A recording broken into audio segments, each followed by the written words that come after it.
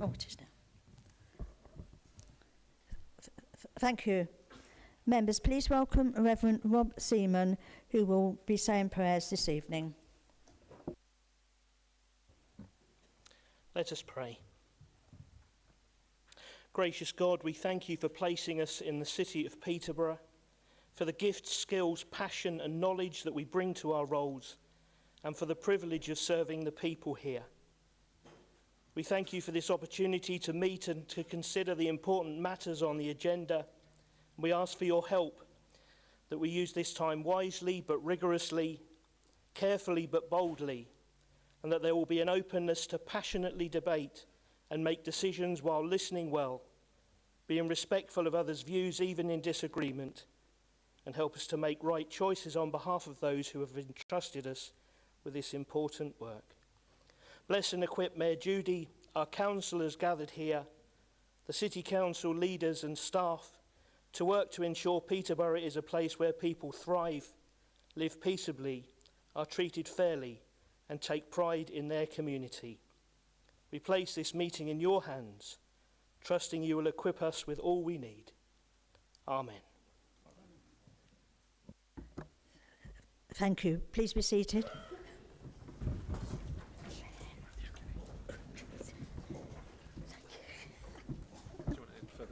No, thank you. I would like to welcome members, those in the public gallery and those watching on the live stream to this meeting tonight. I will now hand over to Senior Democratic Services Officer to go through some housekeeping points. Thank you, Madam Mayor, and through you. Can all those present please ensure that all mobile phones are set to silent? In the event of an evacuation, please exit through the doors at both ends of the chamber, following council staff to the assembly point in Charles Swift Square, opposite the multi-storey car park. As per normal rules, if you wish to speak, please ensure that you raise your hand and you'll be invited to address the meeting. The Mayor has confirmed that she is happy for members to stand or remain seated, whichever is most comfortable, when addressing the chamber. All votes will be taken via the electronic voting system. If a recorded vote is requested, this will be taken in the normal way. There is a points of document. If you wish to make a point, please raise the pink document and address the Mayor accordingly, stating which point you are raising. Finally, I would remind members that this meeting is being live streamed, so please make sure that when you speak, you are using your microphone. Thank you, Madam Mayor. Thank you. Excuse me. Agenda item 1, apologies for absence. I will now ask the monitoring officer to give any apologies for absence that have already been received. Thank you, Madam Mayor. We've received apologies for absence from Councillor Saqib Farouk, Councillor Alison Jones, Councillor Dennis Jones, Councillor Heather Skipstead, Councillor Julie Stevenson, Councillor Kaiser Farid, and Councillor Simon Barkham. Councillor Jenkins is running late, but we're expecting... oh, sorry, then I apologise, Councillor Jenkins. I didn't see you. I've got my glasses taken off. Thank you, Madam Mayor.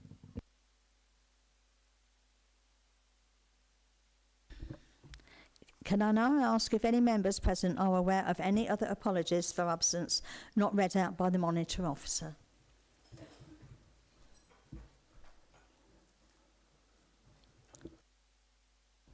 Thank you. Oh. Sorry, Councillor Cole. Thank you. Councillor Mohammed Sabir and Councillor Nick Tholborn are also not here. Thank you. And they send their apologies. Thank you. Thank you. Anybody else? No? Thank you. Thanks, Peter. Agenda item 2, declarations of interest. Are there any declarations of interest from members this evening which are not already recorded separately on their individual register of interests? Thank you. Agenda item 3, minutes of the meeting held on 23rd of July and 12th of September 2025. I would like to propose the approval of the minutes of the meeting held on 23rd of July and 12th of September 2025. Councillor Shabina Kayam, I understand that you are happy to second. I am indeed, Madam Mayoress. Thank you. If there are no objections, I will take the minutes as agreed.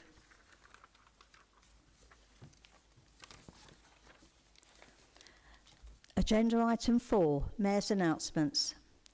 I am hosting an evening at Kathmandu Lounge on the 12th of November, commencing at 7 p.m, which I hope that you can support. Further details will be issued via the Mayor's office. Agenda item 5, Leaders' announcements. Councillor Shabina Kayam, I understand you wish to make an announcement this evening. Thank you very much, Madam Mayoress. So, since coming to power just over a month ago, my coalition cabinet and I have hit the ground running, making good progress in a number of areas and resolving many issues. My deputy leader, Councillor Mohammed Farouk, is getting to grips with our growth and regeneration agenda. Only last week, the Department of Transport formally approved the full business case for the Peterborough Station Quarter project, which we have developed with the combined authority, unlocking 48 million to begin the delivery of a new, accessible and attractive gateway to the city. Councillor Mohammed Jamil continues to lead our finances with dedication, and yesterday we launched our budget consultation to support the development of a balanced budget next year. The consultation is open until the 25th of November. Councillors Christian Hogg and Zamir Ali have tackled licensing issues affecting taxi drivers being caused by a backlog of renewals. Councillor Katie Cole continues to bang the drum loudly for the children of our city and is supporting children's services continual improvement. This week, we were used as an exemplar case study to show other areas of the country what can be achieved from a successful Family Hubs programme. We welcomed the Minister, the Right Honourable Bridget Phillipson MP, Secretary of State for Education and Minister for Women and Equalities, and Olivia Bailey MP, Minister for Early Years and Minister for Equalities, to Honey Hill Children's Centre in Paston to show them the fantastic work taking place there. Since the start of the year, we have seen our Labour government announce millions of pounds of additional money for our city. The £40 million to support community regeneration in Paston, Gunthorpe, Welland, Orton Malbourne and Orton Goldhay will make such a difference to those neighbourhoods. Local steering groups will be set up so that residents in these areas can help determine how that funding will be spent. Our fantastic museum and art gallery has also been awarded £138,000 from the Government's Museum Renewal Fund Award. The money will help safeguard the museum and service it provides for our residents by providing investment in new income generation activities and contributing to new spaces that will attract future funding and footfall. And last Friday, on World Homelessness Day, the government announced that Peterborough had been chosen for additional £938,260 of funding to support those in our city facing homelessness. These announcements are all signs that our Labour government is listening and supporting councils like ours to meet the needs of our residents. Last Thursday, a multi-faith vigil took place in the city to remember the victims of the synagogue attack in Manchester and arson attacks at mosques in our country, and for community leaders to stand in unity against all forms of hate. Everyone should feel free to practice their faith without fear, and we must continue to take a stand against all forms of hate and prejudice. My deputy in the Labour group and cabinet member, Councillor Mohammed Jamil, has been subjected to a number of racist, Islamophobic comments online and via email over one of our potential asset sales. I want to call out such comments as totally unacceptable. Whilst we are the subject of public scrutiny, no elected official should have to face a hate crime such as racism, calling their safety into question for simply doing their job.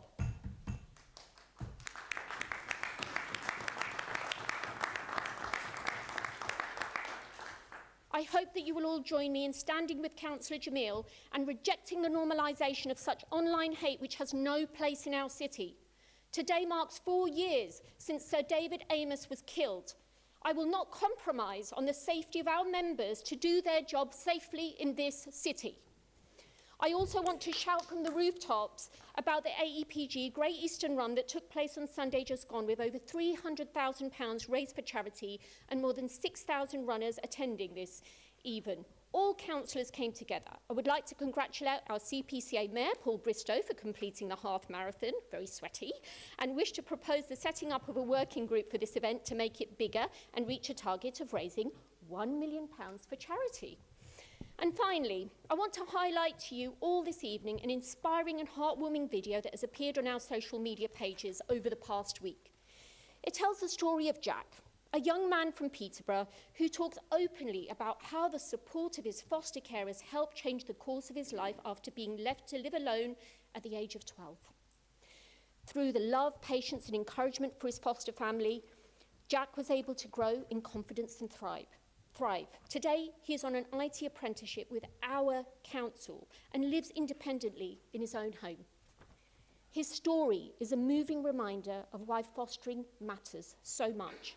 Teenagers in care often face unfair stereotypes, but their stories show how, with the right care and support, they can achieve incredible things. We are so grateful to all of our foster carers and hope this film inspires more people to think about fostering. If you can hear us, Jack, we're all proud of you. Thank you very much, Madam Mayoress. Thank you. Opposition group leaders, I have granted you all 2 minutes to respond. Firstly, I invite Councillor Wayne Fitzgerald, Group Leader for the Conservatives. Thank you, Madam Mayor. And as ever, I'm delighted to rise in the chamber to say my piece, as it were, although feeling somewhat discombobulated today, sitting on the back row here.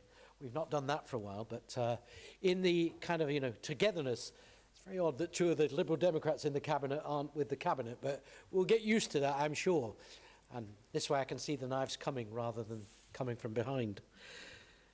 So look, I'd like to start off with some remarks to the council leaders' comments. So it's great that you recognise all the growth agenda, and the word of our, I think you mean our, because most of the projects the council is working on in terms of the growth agenda were started by the Conservatives, including the 48 million for the station quarter, which has now come to fruition, and many more of the projects in train.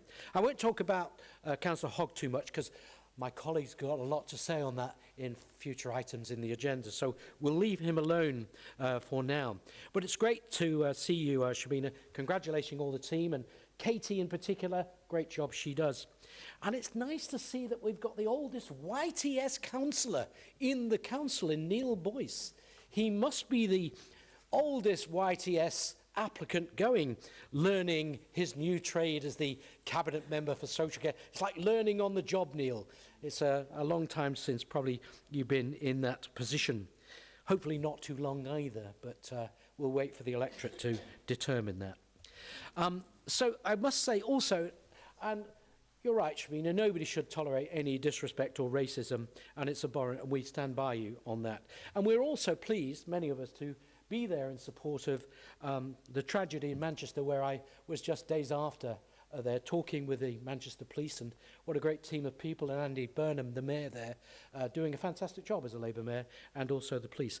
But you wouldn't know, by the way, that we'd attended the multi-faith vigil, because in the photo put out by the council, there were no Conservatives in the photo. But let me assure you, we were there, as were other people. Councillor, you've had 2 minutes. I'm just going to say, can I just say congratulations also to Sarah Bristow, because she will be miffed, because she also completed that marathon. And with that, Madam Mayor, yes, indeed, Councillor, yes, so all those people that took part with relations to the council, I'll rest my case, as it were. Thank you very much. Thank you. Finally, I invite Councillor Nicola Day, Deputy Group Leader for the Greens. Thank you, Madam Mayor.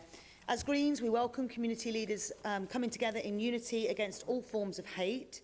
We must show allyship to all faiths, residents and community groups, whether they be mosques, churches, synagogues, mandirs or migrants living here. We echo the leader's sentiment that we must stand against all forms of hate and prejudice. As Greens, we also welcome the £40 million to support community regeneration after years of government neglect. This will benefit the communities in Alton Goldhay and Malbourne that we represent. However, as Greens, we also recognise that there are other communities in the city that would benefit greatly from such funding, and request that this scheme can be rolled out further, or that the council in future receives enough funding to be able to continually regenerate communities that have been neglected and underfunded. It's great news that Councillor Ellis, Cabinet Member for Environment and Transport, was able to celebrate the launch of the scheme at Thorpe Wood. Councillor Heather Skipstead, who's not here tonight, who is the active travel champion, has dedicated much of her time in overseeing improvements for cycling and walking. Our group are really pleased and proud to see these schemes progress. Finally, we are also pleased that the Great Eastern Run was held in the city again with an amazing 6,000 runners taking part in the event. We would also like to congratulate the Mayor Paul Bristow for taking part, although we do also wish to note that our very own Councillor Imtiaz Ali beat Paul Bristow in the run. A working group to support the growth of this run is welcomed. Thank you, Madam Mayor. S. Thank you. Agenda item 6, questions from members of the public. No questions have been submitted by members of the public to this meeting. Excuse me. Agenda item 7, petitions. As no petitions have been presented to this meeting by members of the public or members of this council, I will move on to item 8. Agenda item 8, questions of notice. There have been 6 questions submitted by members to this meeting. All questions have been published on the council's website and will be taken as read.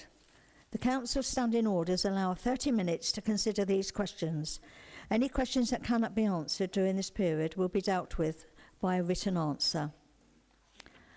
Councillor Hogg, would you like to respond to the question from Councillor Day in relation to empty homes in Peterborough? You have 3 minutes to do so. Thank you, Madam Mayor. Over the last 12 months, 813 properties which were empty for 6 months or more came back into use, both through regulation and natural means. A lot of properties are in limbo following a bereavement, while probate is sorted with the estate. Typically, these matters can take well over 6 months and maybe into years. Peterborough has a low number of empty properties compared to other authorities. For example, as of October 24, which is the figure that we've got, Kings Lynn had 1,318 empty properties. The council employs an empty homes officer to help bring homes back into use through monitoring, providing advice, and working with partner agencies on specific schemes. This officer is based within our wider housing standards team, providing the necessary capacity needed to bring empty homes back into use where appropriate. This team can assist with entering properties into auction or overcoming legal disputes, as well as use of the council's enforcement powers, including enforced sales. I think we've had one of those in my ward. Enforcement action works in tandem with recent changes to council tax to allow the local authority to charge a premium for empty properties. Peterborough City Council, along with many other authorities, have implemented these changes, and we expect to see a fall in the numbers of empty properties over the coming years.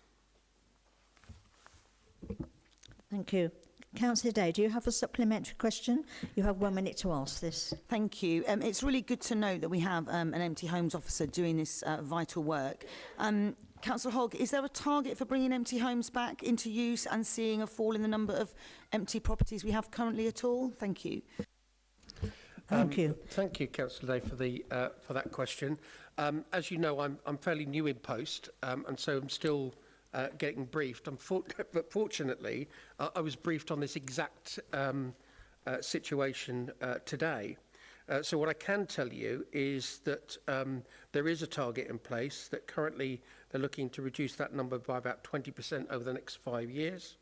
But I will caveat that obviously it's a moving feast, you know, with legislation coming forward, specifically the Renters' Right Bill may cause some fluctuations with people either leaving the landlord market or other situations in terms of the NI costs that have been muted, although not confirmed as yet.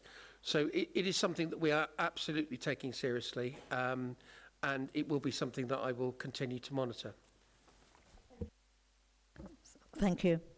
Councillor Ellis, would you like to respond to the question from Councillor Harper in relation to acceptable waiting times when reporting footpath issues via Fix My Street? You have 3 minutes to do so. Thank you, Madam Mayor, and thank you for your question, Councillor Harper. If the overgrown shrubbery or the crack in the green will surface are the council's responsibility, then I would expect action to be taken. And as a councillor, I would probably follow up on the residents' Fix My Street report directly with officers. And even if it's not ours, I would further expect solutions to be pursued with the private owners or PECT or whoever working collaboratively to get a fix. Generally, when a report is submitted via Fix My Street, the Highways Inspector has 10 working days to investigate. If the shrubbery originates from private land, they may request a land registry search and send a letter giving the landowner 28 days to cut it back. If no action is taken, a second letter is issued, warning of legal action, allowing another 28 days.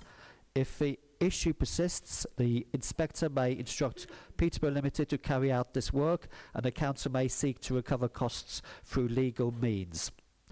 The Green Wheel is 25 years old this year, something that PECT and Peterborough City Council are celebrating. It is a great cycleway across the whole Peterborough that many use for both leisure, commuting and healthy exercise, linking up lovely green open spaces like Ferry Meadows with the city centre areas through our extensive cycle routes. However, there are some maintenance issues that need addressing, like the one you describe. I will ask our dedicated walking and cycling working group to look into this more closely with officers. Whilst the Green Wheel is not an adopted highway and has no dedicated maintenance budget, we will look at possible other funding opportunities through grants, etc. In the meantime, Councillor Harper, if we can have an exact location please for two problems, I personally will come and visit the locations with you, and I will ask the Inspector to investigate further and update accordingly. Thank you. Thank you. Councillor Harper, do you have a supplementary question? You have 1 minute to ask this. Yes, thank you, Madam Mayor, and thank you, Councillor Ellis, for your response. Yes, these have been reported and they have been chased, but nothing's happened, so that was the reason for my question. I thank you for your offer to come and have a look. I'll take you up on that. I didn't want to make it a ward-specific issue because, having spoken to the chair of that walking and cycling group, it's not just in my ward, so that's the reason for the main question. Could I just ask then, are you convinced that quality checks are being performed and KPIs are realistic and being met by our contractors? Thank you. Councillor Ellis, would you like to respond? You have 2 minutes to do so.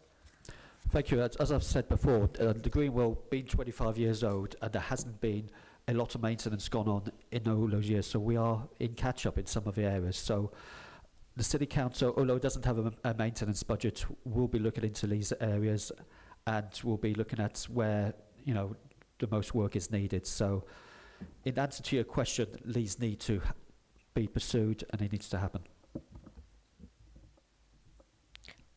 Thank you. Councillor Kayam, would you like to respond to the question from Councillor Allen in relation to the publication of a coalition agreement? You have 3 minutes to do so. Thank you very much, Madam Mayoress, and thank you, Councillor Allen, for your question.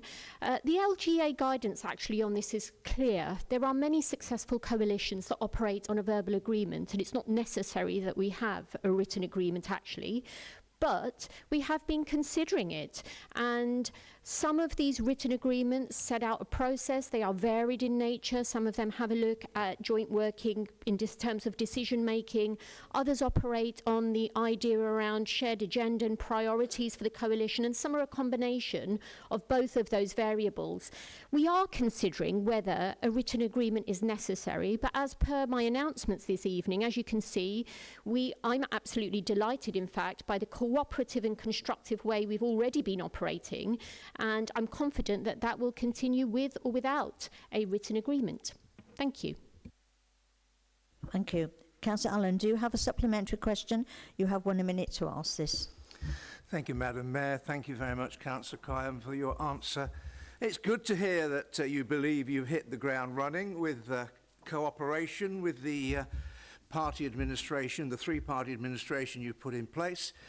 As you know, Cambridgeshire County Council, when they had a coalition, did have a written agreement, but if we can look to a declaration of intent, I think the public would be assured by your intentions more so. Thank you.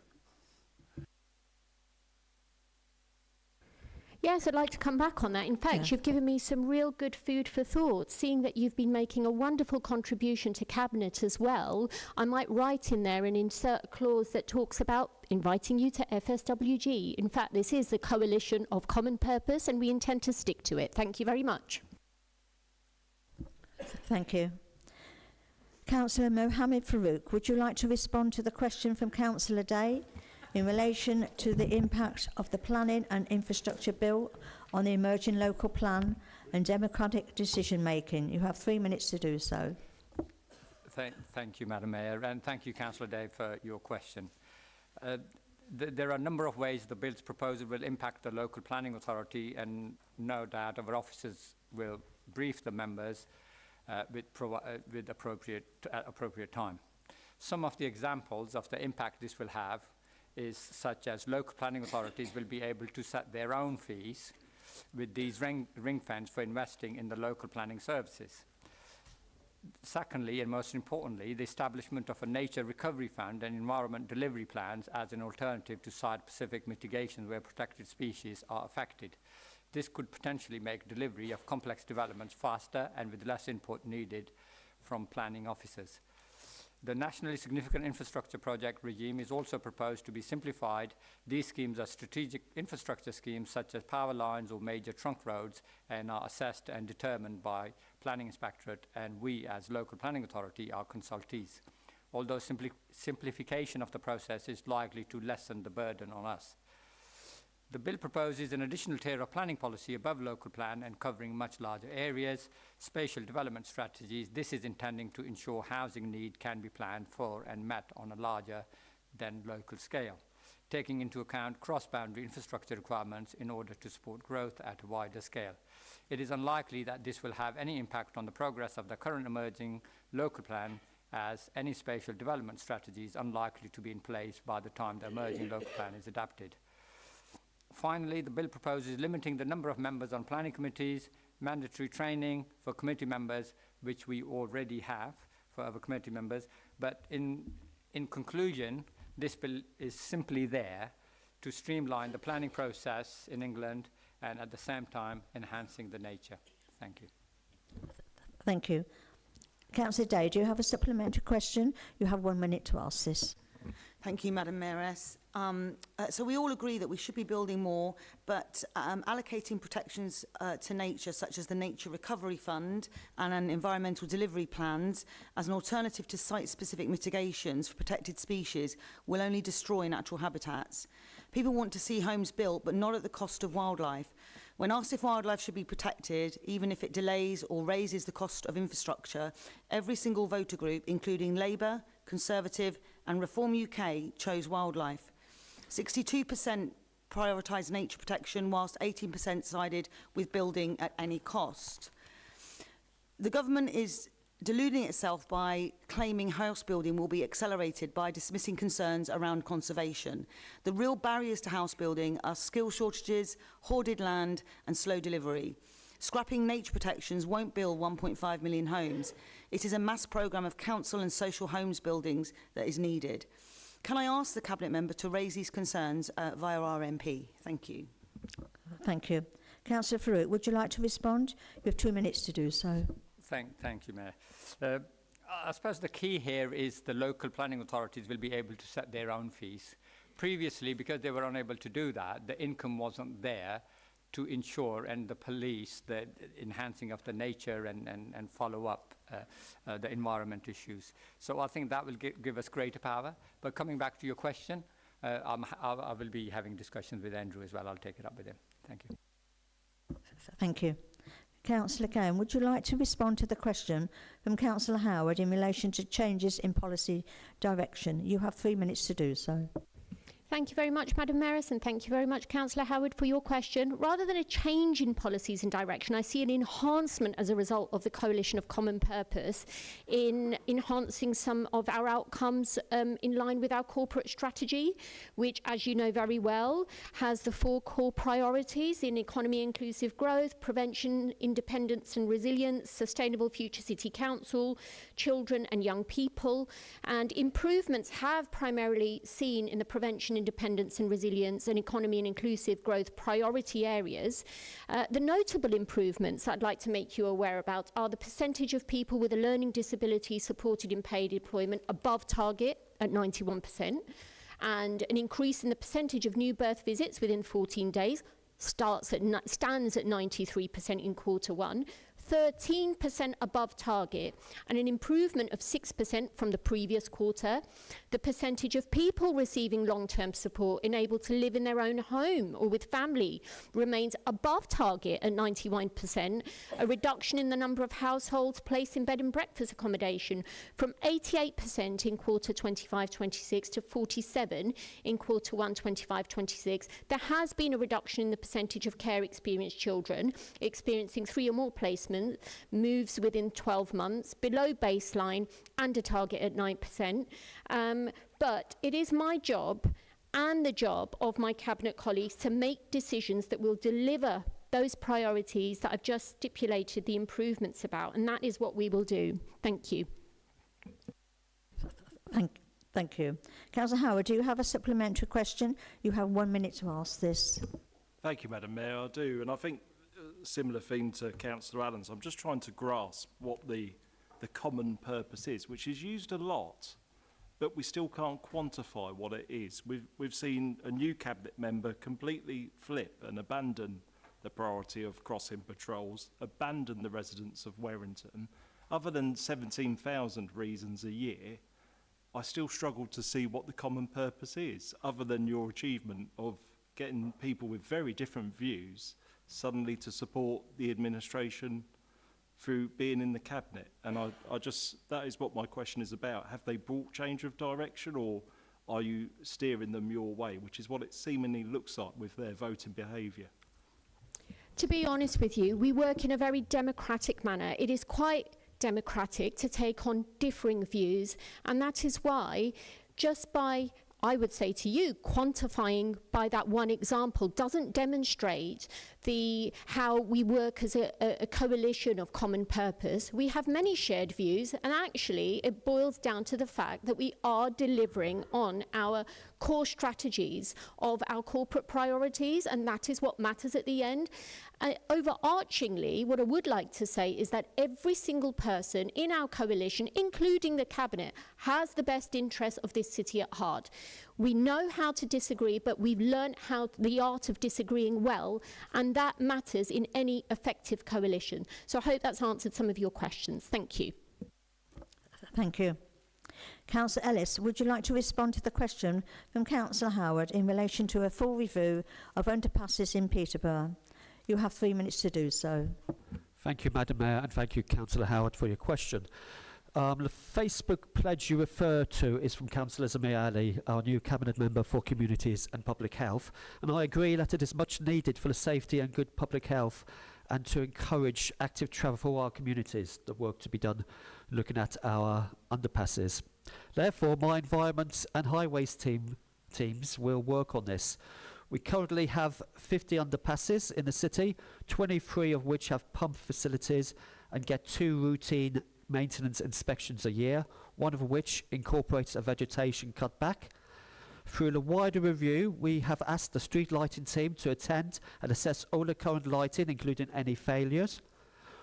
We do not have a specific budget for the review, but we will utilise our existing Department for Transport grants and repairs revenue budget where possible to carry out any replacement works required.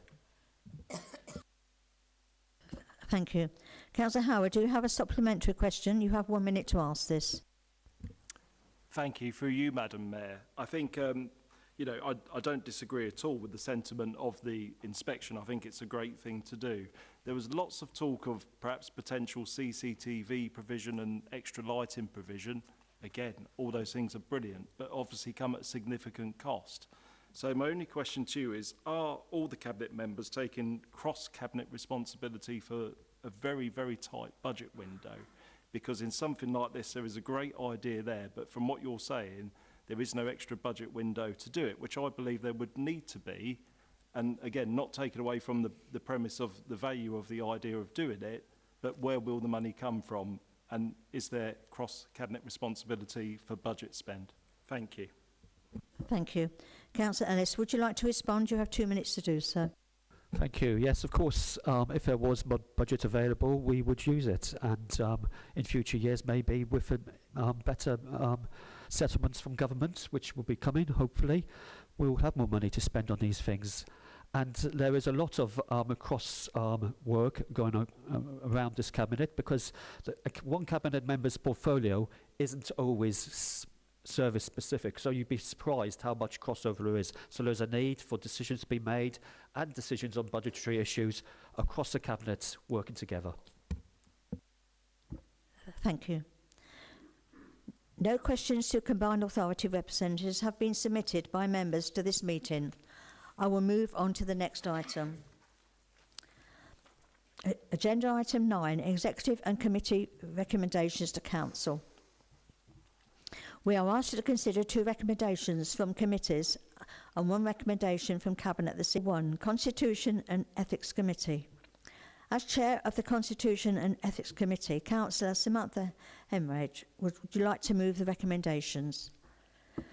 Thank you, Madam Mayor. Members, I'm presenting these proposed updates to our budget policy framework procedure rules that will ensure they remain robust, transparent and fit for purpose.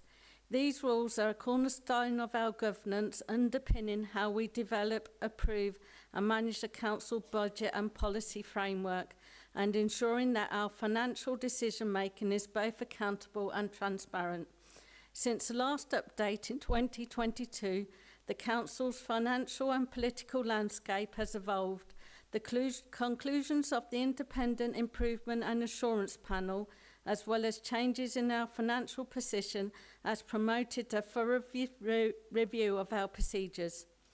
Key changes proposed include updating the Financial Sustainability Working Group terms of reference to reflect the Council's current position, removing references to the Independent Improvement Panel and previous government reviews, strengthening the group's objective and clarifying its key activities, updating membership to include 2 independent councillors reflecting the current makeup of the council, removing specific timeframes for MTFS reporting to allow greater flexibility in response to government funding announcements, improving the clarity and flow of the rules, particularly around in-year decision making, and updating committee names. These revisions come to the Council for approval this evening, following full consideration from the Constitution and Ethics Committee in July. Thank you. Thank you. Councillor... Thank you, Councillor Hemorrhage. Councillor Stones, will you second their motion and either speak now or reserve your right to speak later in the debate? Madam Mayor, I'd be happy to second that, and I reserve my right to speak. Thank you. Does any member wish to begin debate?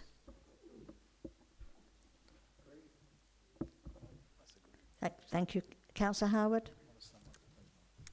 Yeah, just quickly, if I may. I think it's good to see FSWG tightened up and some clarity given, because I think last year quite a few members just sat like nodding dogs all year, voted against the budget without any alternatives suggested. So let's hope this brings clarity and clears things up. And for the clarity on our group, yes, we will come back to the table. We will come back to FSWG once we're treated as an equal in the council. So I think that's where we are, and we've been clear on that all along. Thank you, Madam Mayor. Thank you. Are there any other members? Thank you. Oh, Councillor Jamil? Thank you, Madam Mayor. I just feel I need to comment back on that. I don't think there's ever been an occasion when any member of FSWG or any member of this council has not been treated equally. So to some extent, I'm a bit offended by those comments. Every member who attends FSWG has a right to say. Whether they then go and vote for it at the end of the year is their choice. But I just don't think that that is the case, and it's not true. You are welcome. You're welcome back next time we have a meeting, which is next week.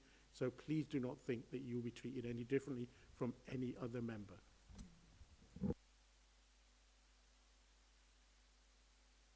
Thank you. Any more members? No? Councillor Strongwood, would you like to exercise your right to speak as seconder? I don't think I can add anything else, Madam Mayor. Thank you.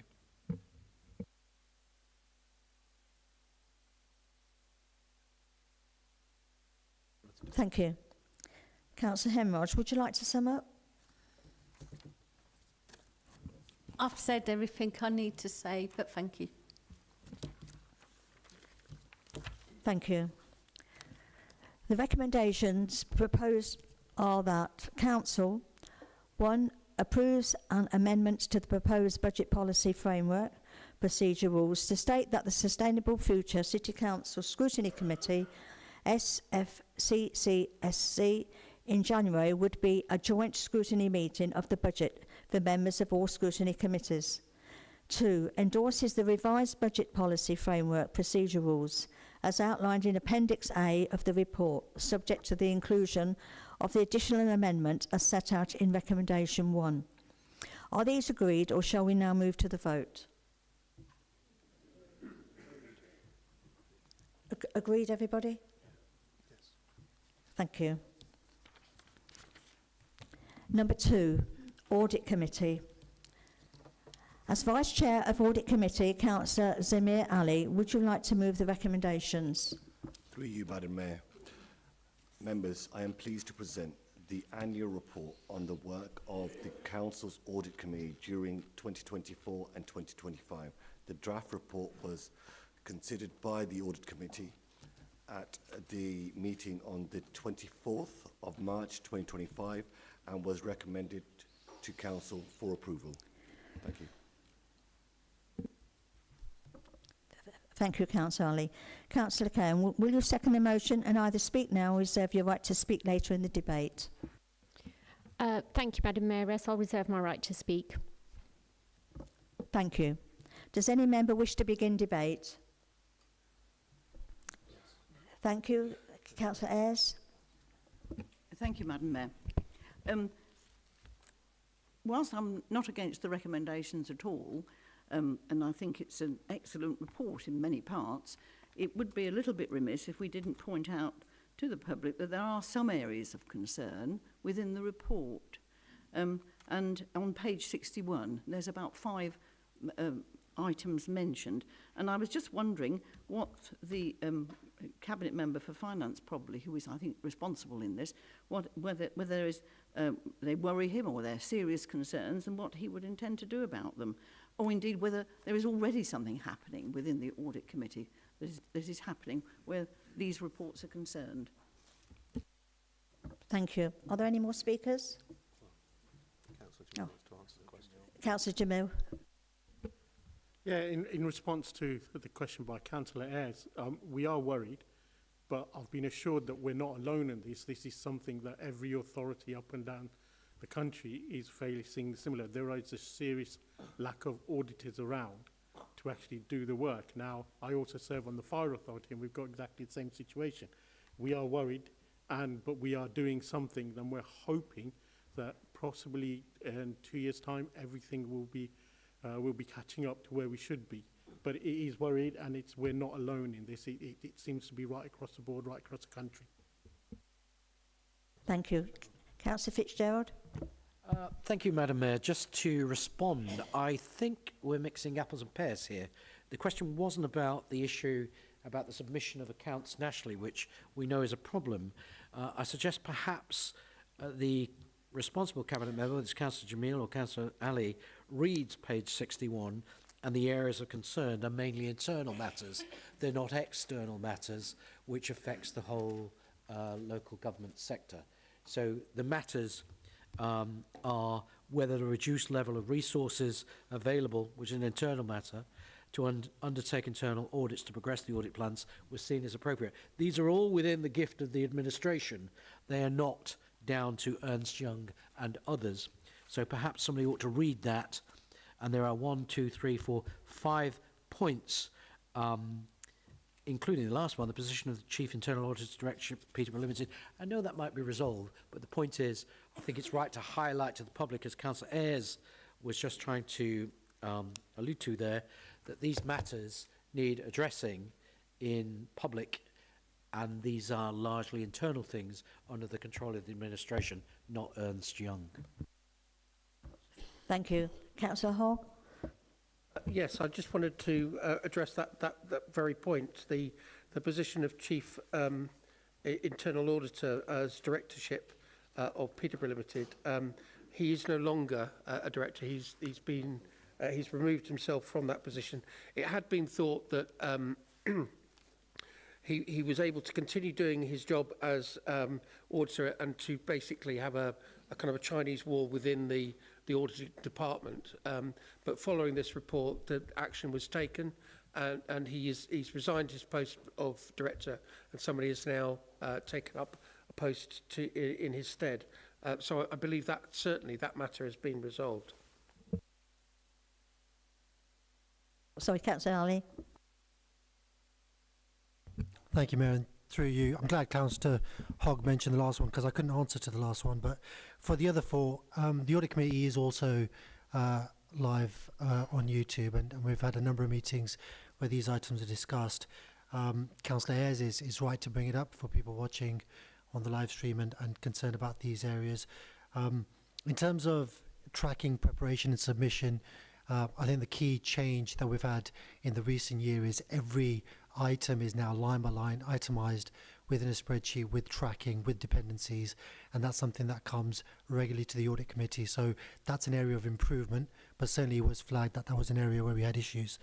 In terms of the reduced level of resources, you'll be pleased to know that the Audit Committee is constantly putting pressure on our Section 151 officer to get more funding and to recruit additional resource. Every Audit Committee, we do see the ideal level of resource versus the actual level of resource, and it's something that the Audit Committee consistently flags, and it's something, like I think Councillor Jamil did say, it's very difficult to get the expertise in that particular area and to recruit them. In terms of the independence, this was, I believe, a failure on the part of internal audit. The Audit Committee did explicitly state that we should get an independent person to do a review of our PSIAS, and we shouldn't have a quid pro quo agreement with Cambridgeshire County Council.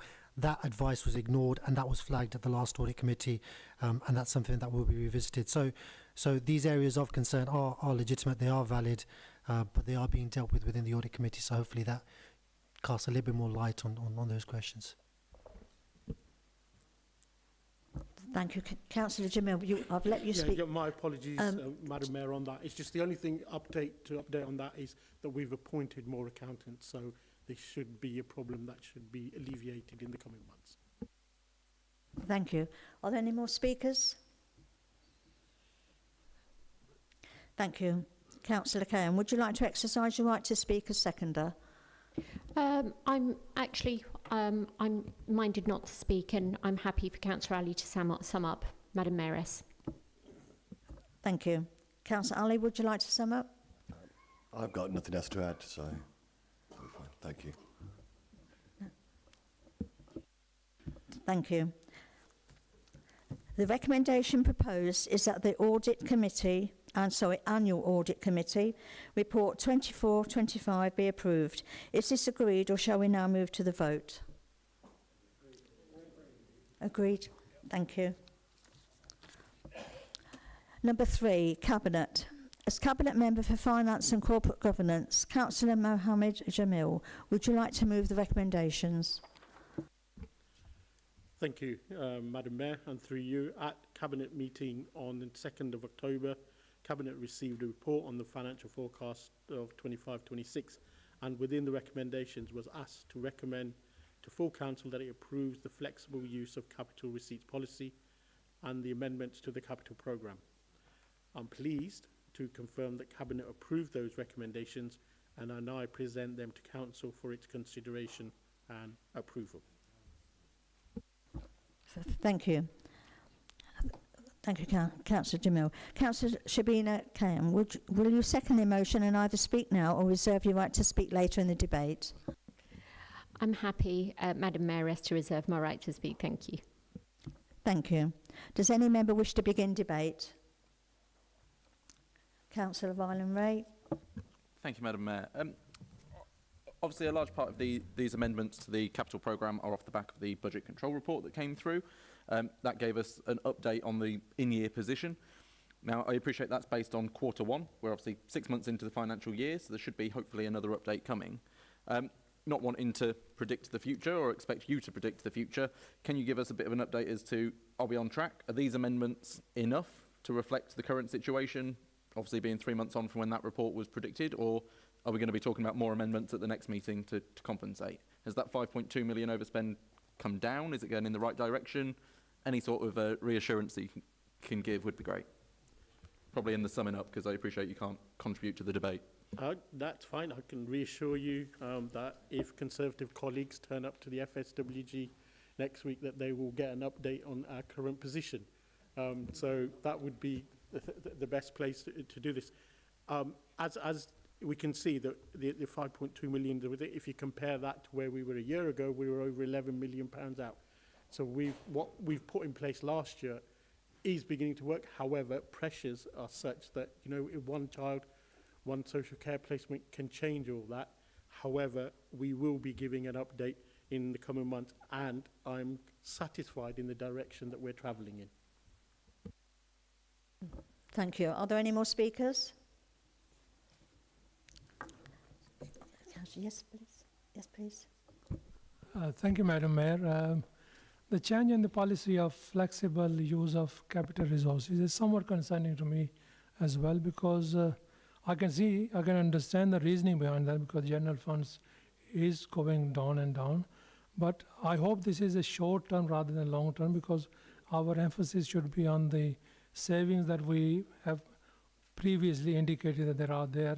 We should put resources into that to realize those savings rather than using the capital receipts for our day-to-day expenses. Because if you carry on or continue with this policy, the risk is that at some point we might be ending up with zero assets to dispose of, and still left with a kind of debt that we inherited. So I hope it's a short term. Thank you. Councillor Jamil. Yeah, thank you for the question, Councillor Rangzeb. It's in terms of finance. This is an extra lever for our Section 151 officer to use. Like you, I'm hoping it's going to be short term, but it's one of those things that other authorities have been using successfully for years, and we are now in a position where we need to move our money around from the sale that we receive from our capital assets that we sell. However, like yourself, I also would like it to be short term, but it's one of the ones that allows us to be flexible, to be able to make sure that we balance our books. Thank you. Councillor Ali. Thank you, Madam Mayor. And through you, I just want to echo what Councillor Rangzeb said. My issue with this, and we spoke about this in FSWG, which I do attend and plan to next week as well, so shall I see you then. My issue with this is, we spoke at FSWG maybe last year, or maybe about 3 years ago, about asset sales and the use of the proceeds of asset sales to pay down our debt to reduce the burden of our interest payments. And flexible use of capital will allow us to change what is or has historically been purely capital incomes into revenue items, and not pay down our debt and actually fill the gap. Now, I appreciate you get more bang for your buck by using capital sales to fund revenue, but in the long term, it's a losing strategy.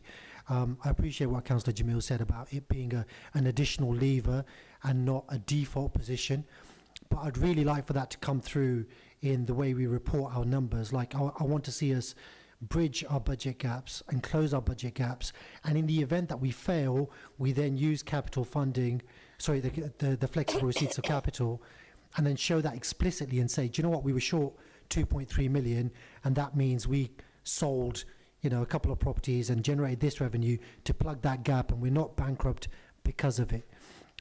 Because then that will really keep in focus asset sales and how they're being used. Otherwise, we'll just be patting ourselves on the back saying we've got a balanced budget when in fact we've had to sell assets to plug the gaps. Thank you. Are there any more speakers? I just want to echo what you say. I agree with you totally. That should be used in order to, you know, in the manner that you suggest. And as Councillor Rangzeb has suggested, it should only be a short-term thing. So hopefully we can move on with that and then hopefully balance our books in years to come. Thank you. No more speakers. Councillor Cairn, would you like to exercise your right to speak as seconder? Thank you very much, Madam Mayor. So I'd actually like to echo some of the sort of forensic points that Councillor Ali has actually brought up, and also highlight that there is some light at the end of the tunnel if we are doing ways that are explicitly open, transparent. And in terms of the fairer funding review, there does seem to be promise at the end, hopefully, because government has put us in that spotlight. So I think we're going in the right direction. Yes, the challenge is difficult, not as difficult as it was last year, but I do think that we are moving in the right direction. So thank you very much, Madam Mayoress. Thank you. Councillor Jamil, would you like to sum up? No, Madam Mayor, I'm quite happy to proceed now. Thank you. The recommendations proposed are that Council approves 1. The flexible use of capital receipts policy as set out in Appendix D to the Cabinet report and delegation to the Executive Director of Corporate Service, Section 151 Officer, to take the necessary steps to implement the policy. 2. The amendments to the capital programme as set out in Appendix E to the Cabinet report. Are these agreed, or shall we move to the vote? Agreed, everyone? Thank you. Just bear with me a moment. Agenda item 10. Questions on the executive decisions made since the last meeting. Item 10 is in relation to the record of executive decisions, detailed on pages 5 to 18 of the supplementary agenda pack. An updated version of this report was published to reflect a request to call in an executive decision being accepted after the original agenda publication. Excuse me. I've got a bad throat. The leader will introduce this item, and any questions will be answered by the leader unless she refers them to another member. I would remind councillors that they should ask questions on the decisions in the reports. All questions should be relevant to the decision itself. Should I feel that any preamble is unreasonably long, I will instruct councillors to ask their question immediately. Can members please note that once I have moved on, questions will not be accepted from previous pages. Councillor Sharina Cairn, would you please introduce the item? Thank you very much, Madam Mayoress. Yes, I'm happy for us to move to questions if you call out the page numbers. Thank you. Thank you. I will take each page in turn. Could members please refer to the title or reference number of the decision when asking a question? Starting with pages 5.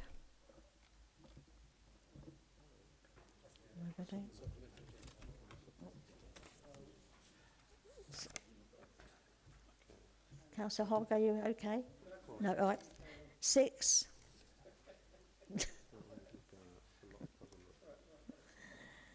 7.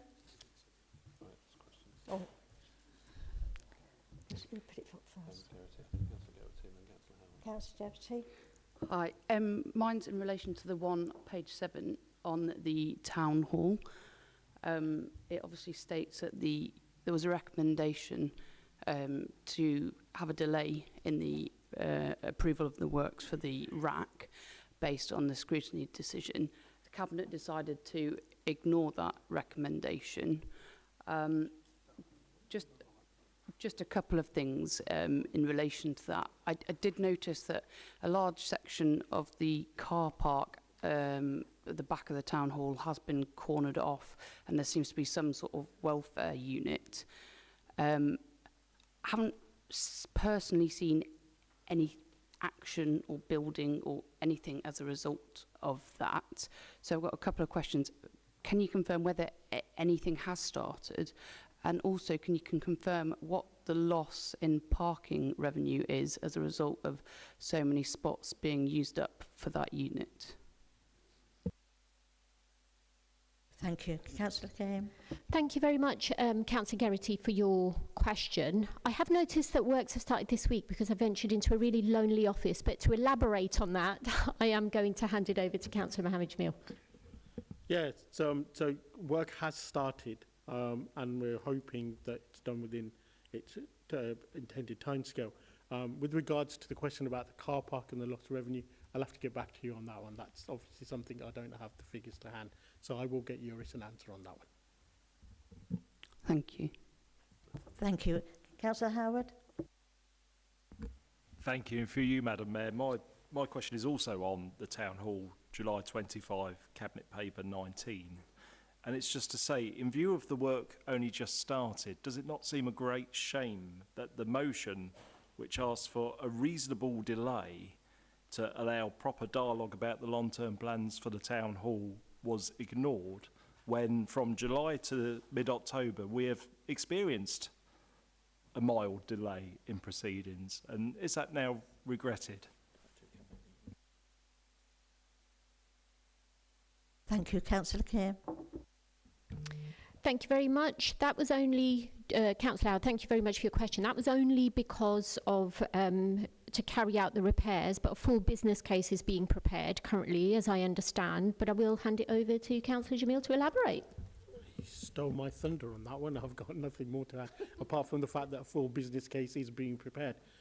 As with RAC and as we're going along, we're also learning the fact that, you know, you have to get your ducks in line before you do it. Otherwise, you come across problems that even make costs go up higher. So therefore, this was seen as the right time to start, because we are in a position to get those repairs done and make sure that we get as much of that work done as quickly as possible. Thank you. Councillor Seresti? Thank you, Madam Mayor.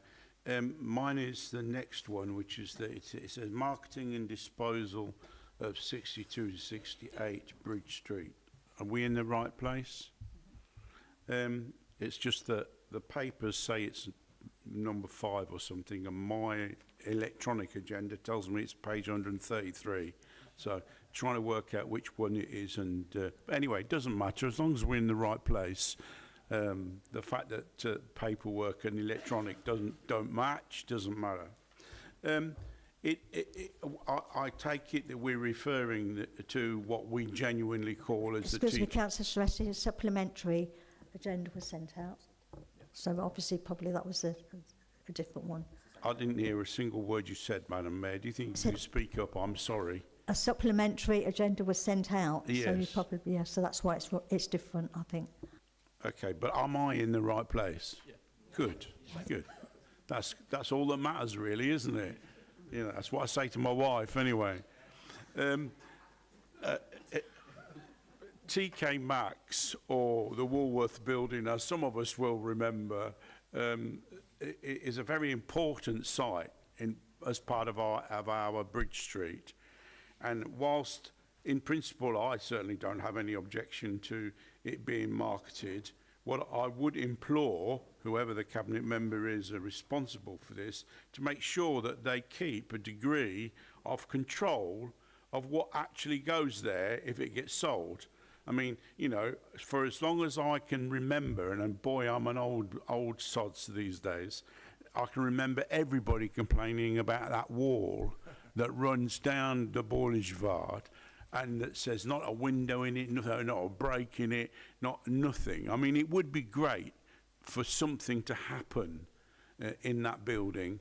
And of course, if it was my building, Madam Mayor, I'd be doing all the work first to find out what I could get before I'd be marketing it to get the best price. I'm not sure this is the way to get the best price or the right way forward. But anyway, as long as somebody keeps control about what happens, I think that would be at least a step in the right direction. Councillor Keir. Thank you, Councillor Seresti. You're absolutely right. As long as we can remember, nothing was ever done about it. And Councillor Farouk is going to change that narrative right now. Thank you, Leader. I'm just looking at your group, and I'm looking at Wayne, and I think he probably was hoping that you'll never mention this project. He bought that property and did not think of any of those elements. Excuse me, Madam Mayor. Point of order. That is factually incorrect. Sorry, Councillor Fitzgerald. That is factually incorrect. He's talking about me, he mentioned me. I did not buy that property. An officer bought that property on behalf of the council. Okay, well, let's moving forward. We have marketed the property transparently. and we are inviting the bids this week. But of course, all the elements Councillor Seresti you have mentioned, they needed to be looked at. And in fact, they should have been looked at the very beginning when you purchase a property as such. What are you going to do? What is the return it's going to bring? And unfortunately, this is going to bring a considerably less return than the money is spent. Thank you, Councillor Ali.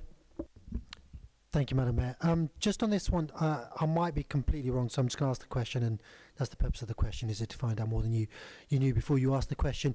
Was there not some cultural conditions attached to the funding used to purchase this property in the first place? I remember this was going to become like some kind of cultural hub. There was going to be some kind of art spaces, some maybe a theatre.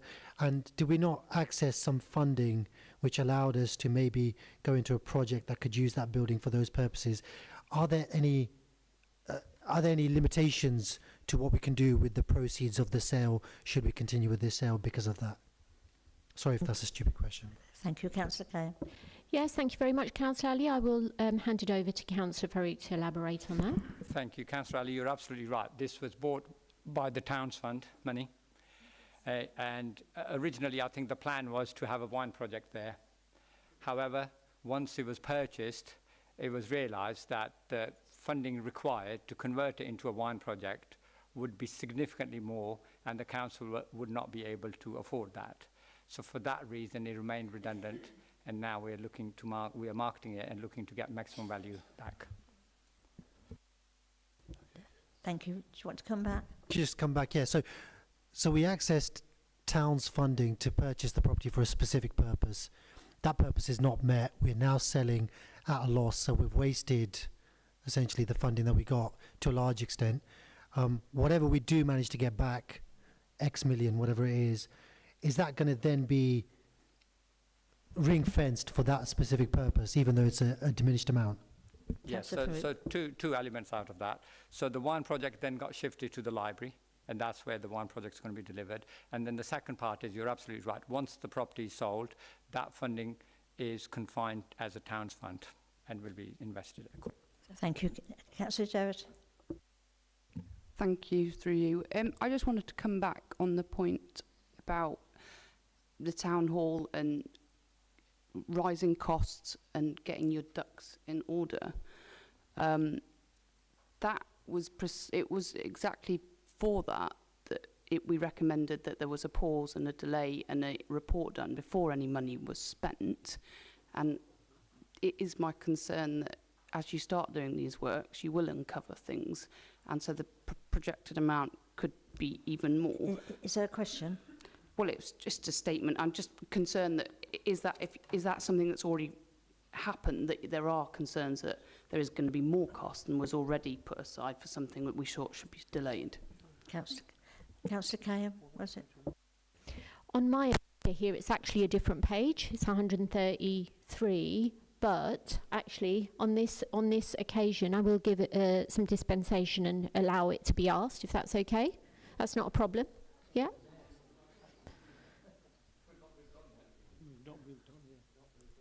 We carry on. Yeah, that's fine. Yeah. Okay, page 8. Sorry, Madam Mayor, I thought we were carrying on with the answer to the question that was asked rather than carrying on through the pages. Oh, okay. Yeah, that's absolutely fine. So, Councillor Farouk. Yeah, I think I'll just re-emphasise Councillor Jamil's answer. The work which is being currently carried out at Town Hall is urgent work for safety purposes and is to replace the rack. So that's, I think, roughly between 800 and 900,000 pounds. The overall business case, which takes into consideration the commercial units downstairs and in the long term renting upstairs and how much income that would bring, that is a separate project in itself.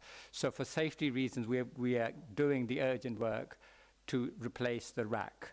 And also please remember that there are tenants in there and we need to get that floor up and running. Thank you. Councillor Rowe, but can you just clarify we're still on page 7? Okay, the councillor raised it. Are these page 7 still? Yes. Councillor Rowe. Councillor Ray, did you want to ask a question? Thank you, Madam Mayor. This might cause a problem because some can't follow what page we're on. This starts on page 7 but then goes on to 8. Is that allowed if it starts on 7? Are we all happy? Okay. Sorry, I'm just going to say one thing, actually. I'm going according to the agenda that has been published on the website. I was going by the supplementary that the Mayor, That's the Chairman of the absolutely meeting, fine. is guiding They're us both through. valid, Councillor Ray. They are both valid, yeah? We know what Absolutely. we're talking about as long as you can read out the heading, which I'm sure you can. Absolutely, and the Chair, Madam Mayor, is doing an excellent job of making us stick to the page. So my question is on the Vine project. My question is about the 6.8 million that's been authorised, the award for the Central Library. I'm just looking to see if we can get some more information for the public about what that's going to deliver. What are we going to get for 6.8 million? What are the alternatives considered of spend around 7 million and get this extra thing that we've chose not to? Were the cheaper options? You know, what are we going to get for the money? Thank you. Thank you, Councillor Kane. Thank you very much, Councillor Ray, for your question. Councillor Mohammed Farouk, would you like to answer? Thank you. So this, Councillor Ray, you'll appreciate this appeared in the July's cabinet. So there were a number of elements behind this. So one of them was that transferring the contract from Pick Everard to Clegg's Construction Limited. But this will provide not only just the enhanced central library, but it'll be a learning and cultural offering, community hub, digital offer. So it will have all the number of ambitions which was outlined, in fact, by your party and your administration back when the town fund was approved. That those are the very elements we're delivering at the library. This was originally planned to be delivered at the TK Maxx building. Okay. Page 8. Councillor Day. Hello, I'm just I'm just asking about the middle home marketing and disposal approach. Do we know if, at the moment it's suggesting that Milton Estates will bring forward the site for development. Do we know if this is for housing or for any other facility? Do we know the nature of it? And is this something that's has been considered in our emerging local plan? Sorry if it's a silly question, but I wasn't quite sure about that. Thanks. Councillor Kane. Thank you, Councillor Day. It's not a silly question at all. I think it's quite legitimate and sensible. In terms of obviously bringing it into the local plan, that seems like the reasonable way forward, but I'll ask Councillor Mohammed Farouk to elaborate on that. Thank you, Leader. Well, this is a small piece of land just on the other side of the embankment. Milton Estate were involved in it, and I think now is the right time to market it. It's about 350 homes, and we're looking to take it to market and have it delivered. And of course, it will be a major part in growth of the area. Thank you. Any more? Page 8. Page 9. Councillor Ryan Ray. Thank you, Madam Mayor. So my question is on the very first item, the outcome of the petition debate. I'm sure members will remember we spent a great amount of time discussing this when the residents presented this motion, this petition, after gaining over 500 signatures. And a lot of us spoke about how daft it was that we spent so much time for the sake of £39,000. It's regretful that the Cabinet have decided to ignore that petition and stick with the original decision. And I'd just like to ask if they think that £39,000 is the value of a human life, because it seemed the mood of the room was that that wasn't a fair number. That was quoted from members from multiple different parties. And I just want to say, do we still think that's fair? And to quote a particular councillor at the time, hopefully Cabinet will read the room of the meeting, and hopefully they'll make the right decision. And if they don't, we will call it in. Now, that obviously time has passed. The Lib Dems chose not to call it in, because that was Councillor Hogg that made those comments. But Cabinet have made the decision to not reinstate those, and just wondering why that is. Councillor Kane. Thank you very much for that, Councillor Ray. Obviously, on the back of a lot of groundwork and site visits that Councillor Angus Ellis and officers and local councillors have undertaken, I am going to hand it over to Councillor Ellis to elaborate on that after that very extensive discussion that you've just referred to. Thank you, Councillor Quem. And I'd like to thank the petitioners, not just of that petition which came to the full council meeting, but the earlier petition from which during a period of time prior to when we were looking at Oldham, where we put in a temporary school crossing patrol. We've looked at the big reason why I'm pleased about it, because it's important. Road safety is important, safeguarding children is important, that we make sure that things are put in. And by having this extra review, although I know it's a bigger review of any saving that we've done on the council where there's bigger amounts has been saved, so we're now saving 34,000 rather than 39,000 from the revenue budget, but we're utilising the capital programme in order to make these mitigations. So it's flagged up certain things. For example, in Eye, the biggest problem was developer not getting the permanent zebra crossing in on time. So until that happens, we've agreed that there's going to be the school crossing patrol can remain for a temporary period until the new zebra crossing is in place. Newark Hill School, which is on a very busy road on Eastfield Road, we visited there, and the two crossings were quite far away from the actual school. So we've agreed, because of this, we're going to put in an extra crossing from our capital programme. And the good thing about that is it's there all the time, not just during school times. The school crossing patrol is only allowed during school times, whereas this will help people cross safely 24 hours a day, not just at school times. Warrington, we met with the ward councillors. Thank you very much for that, as all ward councillors are met when we did the site visits. And there's a need, okay, there's a crossing, but there is need for better signage and a 20-mile-per-hour zone there. And part of those mitigations that will be put in as well. So I think, actually, I'm really pleased that those petitions came, and we have identified extra things to put in from that, while still making a saving. So it's win-win. Thank you. Councillor Ray, did you say you wanted to come back with a question? Yeah, it was just to say it would be remiss of me not to thank the Cabinet member and the wider Cabinet on behalf of myself, Councillor Allen and Councillor Ormston, for excluding the Eye School from this decision. It's regretful for the other four that the provision couldn't be kept. I appreciate you putting other things in instead, but I am grateful that for Eye that was not included in that decision, and their school crossing patrol is remaining for the time being. Thank you. Any more? Councillor Fitzgerald, still on page 9? Yes. Well, I think everybody's on page 9. Some are on 139. I don't know, but we are keeping up. It is rather confusing when all the pages are different and some are working on physical. Just for clarity, Councillor Ray just pointed something out, and it reminded me of something Councillor Kaim said earlier about Cabinet and agreeing to disagree, but agreeing. I just wanted to be clear from Councillor Ellis or the leader. The Liberal Democrats fiercely opposed this cut in the budget, yet I understand the vote in Cabinet was unanimous, including the 2 Liberal Democrat members, to cut this or stay with it was. They didn't vote to restore it or abstain, they voted with Cabinet. Is that right?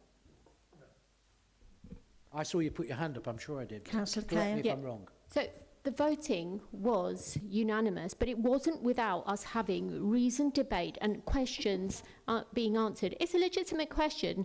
You know, we are here in a public meeting. It's important to have these discussions over here. And there were elements that were brought up in terms of conversation about volunteering of staff that Councillor Hogg legitimately brought up as well. So all of those options are on the table and will also be explored in the background, Councillor Fitzgerald.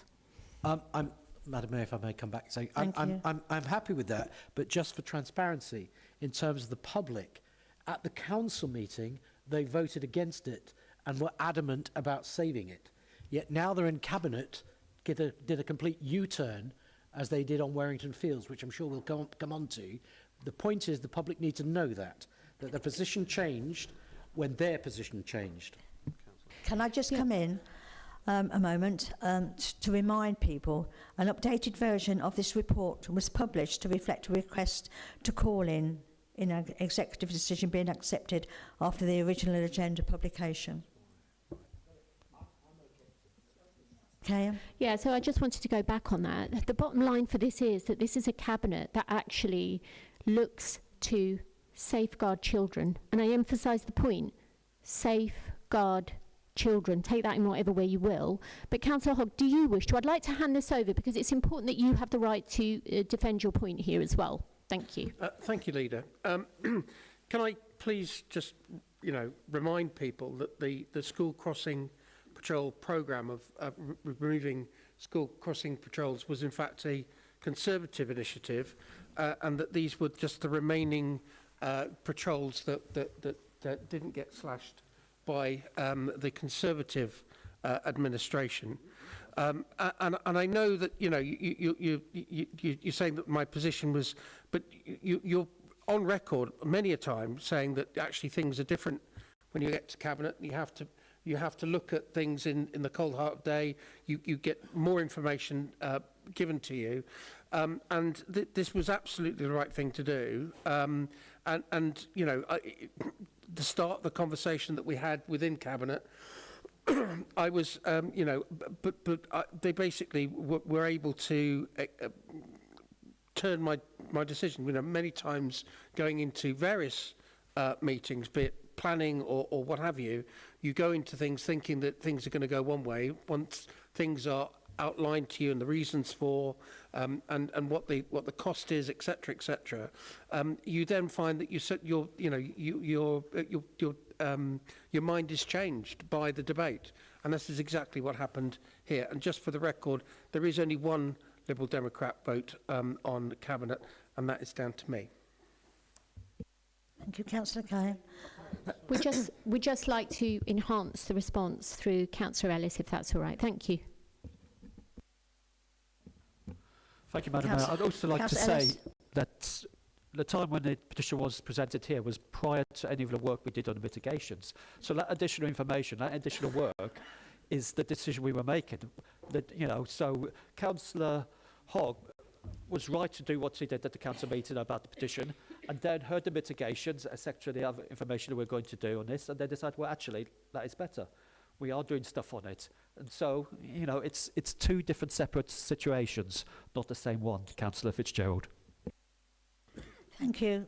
I have one final comment, Madam Mayor, if I may, and I'd just like the leader Sorry, did you want to speak? Yes, I do, sorry. Sorry. Point of order, sorry, Councillor Wiggin. That's all right. Thank you, Madam Mayor. Just a statement of accuracy. Councillor Fitzgerald stated that I voted a certain way in Cabinet. I do not have a vote in Cabinet, so could he correct the record, please? Yes, that's noted. I think Councillor Hogg did that in terms of influence. The fact remains. Sorry, I'd just like the leaders to acknowledge that actually all 60 members, or however many are present, but 60 elected, have the same concerns about welfare and children. Nobody is any different in that. So I'm sure she'll confirm that, but to suggest otherwise is probably improper. I'm not suggesting that she did, but that's my question, that you would accept that everybody in here has the welfare of children at heart, which is what this debate was about, which is what the public brought about crossings, and all I'm pointing out is what people said at that meeting, mitigations or not, their position changed. Councillor Cahill. Thank you very much for that, Councillor Fitzgerald. Please be rest assured that in line with when I was first elected, we are going to make this a child-friendly city. At the foremost point of that is safeguarding children. I have no doubts whatsoever that all members over here take safeguarding very seriously, and all of us should be held to the highest account of transparency and accountability on that, and we will choose to remind each other on those standards. Thank you very much. Thank you. Councillor Howard, is this on page 9 still? I'm afraid so, Madam Mayor. Thank you. Just to discuss the school crossing patrols, when the budget proposal came through, which was a Peterborough First budget, I remember very well, it also came under the proviso that no crossing patrol would be removed until the mitigations had taken place. Now, what we hear since then is that as a result of the petition, further mitigations have been in place. Now, that says to me that not enough mitigation was done in the first place with the original budget proposal, which was always done on that proviso. Now, that is probably a fault of an administration change in between, so there's no blame game there, but I think it should be factual that it sounds like only half the job was done in the mitigations. Excuse me, is this a question, Councillor Howard? Yes, so my question is, can you confirm that? Thank you, Councillor Cahill. Thank you very much. I'm going to hand it over in the capable hands of Councillor Ellis to respond. Thank you. Thank you, Councillor Howard. A lot of work was done, of course, going back to that council meeting when it was agreed by as part of the budget, which I wasn't there at the time. A lot of work was done on this, and mitigations were looked at, and I flagged up further mitigations. For example, the fact that not all the school crossing patrol areas actually did have a crossing, and that was the one big reason about the I area where the Ivory Road, it didn't have a crossing. So that was very important that something was, you know, kept in place for that until that happened. or originally we were looking to see if we could put in a temporary crossing, but that wasn't possible. So hence why we've kept the school crossing patrol there for a temporary period of time until the developer puts in a new crossing. And you know, it's important that we do look at very carefully when we, you know, making decisions, and hence why these mitigations are here. And yeah, so that we've got to, you know, everything is, you know, there, and we can have more confidence in road safety and in the safeguarding of children crossing the road and those other people when we got more crossings. Thank you. Councillor Wylevay, have you got another question on 9, page 9? And again, hopefully this might move us on because it borders 9 and 10. So there you go. It starts on 9, but it might take us to 10 for you, Madam Mayor. On the budget control report, similar question to the point I raised earlier. Obviously, in that meeting, it was presented 5.2 million projected overspend for the year. Because I appreciate, again, it's Q1, so that's sort of the April, May, June kind of period. Does that 5.2 million include the 900,000 that was then approved for the town hall spend, or is that in addition, effectively taking us up to 6.1 million? Is that money already in there? More a technical question as to accounting purposes. Is that figure already counted, or is it now £900,000 worth? Thank you. Thank you, Councillor Kelly. Thank you very much, Councillor Ray. I'm going to hand it over to Councillor Mohammed Jamil to answer for you. That's from the capital budget.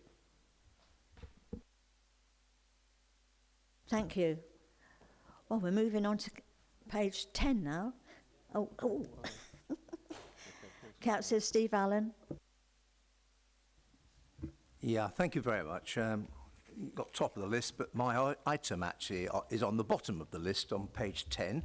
So this is actually acknowledgement and a thank you to the Cabinet for moving forward the proposed expansion of the Helpwaite Special School, the St George's site. But there's also a question attached to this because although I'm applauding the Cabinet member for the authorisation and the whole Cabinet, I just query whether we think that the timescale involved, bearing in mind that the urgency of closing the hydrotherapy pool was during the time it was my portfolio, and there was a nudge, a very heavy nudge, that this had to be happening very quickly. And so it was closed down, probably far too soon. So are you happy with the timescale involved? Thank you. Councillor Cairn. Thank you very much for that. I'm really liking the nature of these questions, actually. Do you regret your decision to close down the hydrotherapy pool, Councillor Allen? Well, we digress. I'm going to hand over to Councillor Katie Cole to answer your specific question. Thank you very much. Thank you very much, Councillor Allen, and through you, Mayoress. I'm really pleased that the Helpwaite School is in Park on Dogsthorpe Road is going to be expanding. I made it really clear when I took up this position that I wanted all children to be educated within their local area, and that includes children who have additional special needs. It's important that children are able to keep those community connections. It's important in terms of transport that children who are vulnerable, who have additional special needs, don't have long journeys to additional schools outside of this city. Not only is it better for the child, it's better for the council's bank balance. And I couldn't be more pleased that this expansion is happening. The time frame is already happening. The school is already making those changes, and the additional spaces will be online and ready for schools to fill those places up by the end of this academic year. So I couldn't be more pleased. And just to reiterate, it's in Park, not Bretton. Thank you. Thank you, Councillor Suresti.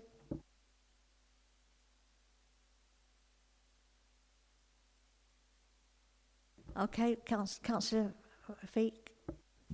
Thank you, Madam Mayoress, shall I say? I'll stand up because I need to stretch my legs, actually. So mine's in regards to the current recent disposal of Walton Chemist. So just wondering what the time frame is legally for the sale to fully go through. And I think everyone in this chamber will agree it's a fantastic news for the PE4 area to have a 2,000 square foot medical centre approved. I'd like to thank the Cabinet for that. And it just shows if you're active in your area, you're out and about, you're networking, what can be achieved. And I just want to say this to my Liberal... Is this a question, Councillor Yeah, I'm just going on for my question, yeah. Thank you. No, I'm just giving a big up to my Paston and Walton residents. So, yeah, it's not bad for an unknown Conservative in his first year to have achieved this.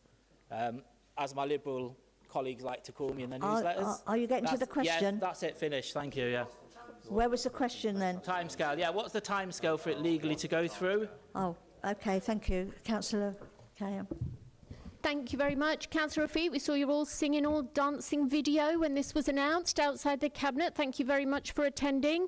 In relation to that, the asset has now been sold. It's in the hand of the solicitors, so that is a process that you can possibly follow through if you want to.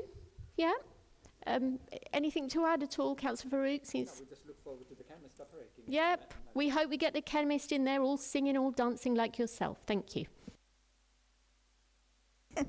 Thank you. Councillor John Fox. Thank you, Madam Mayor. I just want to go back on what something was said, and it slightly lost for words, really. The hydrotherapy pool. I'm pleased that Heathwaite School are building a classroom on there. It'll look after our SEND children for years to come, and it's fantastic news. But who closed that pool down? Who closed that pool down?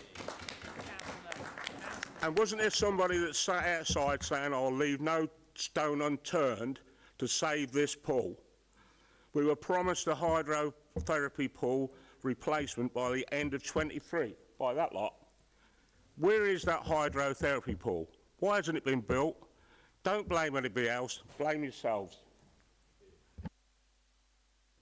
That's not a question, obviously, but just a statement. Thank you. Thank you. Councillor Fitzgerald. Thank you, Madam Mayor. And as ever, I appreciate the passion of Councillor John Fox, equally the passion of Councillor Steve Allen. And as the administration will find out, those current and those past, and including what Councillor Hogg said earlier, Cabinet and those in charge sometimes have to make difficult decisions. And Councillor Fox, I'm sorry, nothing was promised. Nothing was promised. Let me tell you who closed the pool. The council and the cabinet. Is this a question? I do have a question, but they all come from officer recommendations, as you all know. As you all know, the fact is, the question that should be asked now, this is where I'm coming to. We can't get away from the past, and I'm great that the school is getting in there, they need it. And I feel sorry for everything else that's happened in between. But will the new administration commit to including a hydrotherapy pool in the much lauded new swimming pool in the city? So that is the question that maybe the leader might give a commitment to those people now about how we provide that provision. Councillor Cahill. That's the question. I think it's a question, Councillor Fitzgerald, as you know, with my background in health, which often a lot of people make fun of, hydrotherapy is actually a really valuable commodity here within the city. In terms of making commitments, it would be disingenuous of me to overpromise and underdeliver, as has been the state of affairs in previous years. So, whilst we will work very hard to make sure that we look at potential proposals to make a hydrotherapy pool, I'm under no reservations whatsoever to say that we will work alongside other stakeholders and partners to see where possibilities lie to deliver a hydrotherapy pool. We are very interested in it. I'm not going to sit here and lie to the public about overpromising and under-delivering, as has happened in the past. Thank you. You wanted to come back, Councillor Fitzgerald. Is this another question? It is another. Is it on page 10 still? It's still on the same subject, Madam Mayor. So look, we can all spout sound bites like that, and we all want to promise things, and sometimes we can't deliver. And I asked a genuine question, but let me just focus it a little bit more then, because you know and I know, we both share the same passion about it, that plans are afoot in the private sector, and that's been slow, and the council's been involved in that delay of delivering that, Councillor Fox. Have you got a question, Councillor Fitzgerald? I just want to know at the present, because the plans have been announced, funding has been budgeted, so at this precise moment, there is no plan in the plan to deliver hydrotherapy pool in the new pool. It's not a part of the executive decision, but I would like to, with respect to Councillor Fitzgerald, come back on that, if that's okay. Watch this space. That's all I'm going to say. Great. We wait Thank for you. it. We wait for it. Okay, no more questions. Let's move on to page 11. Any questions on page 11? Ooh. We'll move on quick. 12. No page 12. 13. Oh, we're doing well here. Just a minute, let's cross them off. 14. Or Councillor Fitzgerald. Page 14. No, it is 12. As I was turning it over, you moved. No, gone by it. Too late. It's gone by. Sorry. I won't be here for the call-in, but my colleagues will ask the relevant questions. No, sorry. I'm sure. Right, we're on page 14. 14. We went through 13. No, 14, 15. 16. Councillor Harper. Yes, thank you, Madam Mayor. This is to do with the Stangram bypass investment. This is fantastic news for our ward, for those also from the city that travel through it and into and out of the city. We were promised this for many, many years by the developer, and it's great that it has finally happened, and I thank the Cabinet member for signing off on the deal. Could I, though, ask him, and he probably won't know the answer right now with respect, once all this work is completed, does this mean that the council will adopt immediately the whole of the bypass, or is that still something that has to be negotiated? Thank you, Madam Mayor. Thank you, Councillor Cahill. Thank you, Councillor Harper. I'm really pleased to see that you find this news very promising. So thank you for the question. Councillor Angus Ellis, I'll hand it over to you to be able to elaborate. Thank you.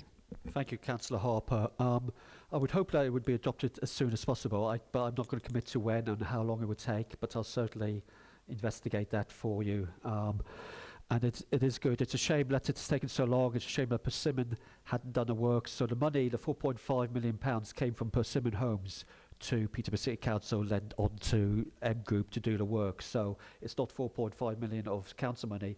It's us doing the job for them, and it's much needed. And I know after having visited that area with yourself and your fellow ward councillors and other issues there, you know, keep us abreast of what's happening, and we'll get the information about the adoption as soon as we can. Thank you.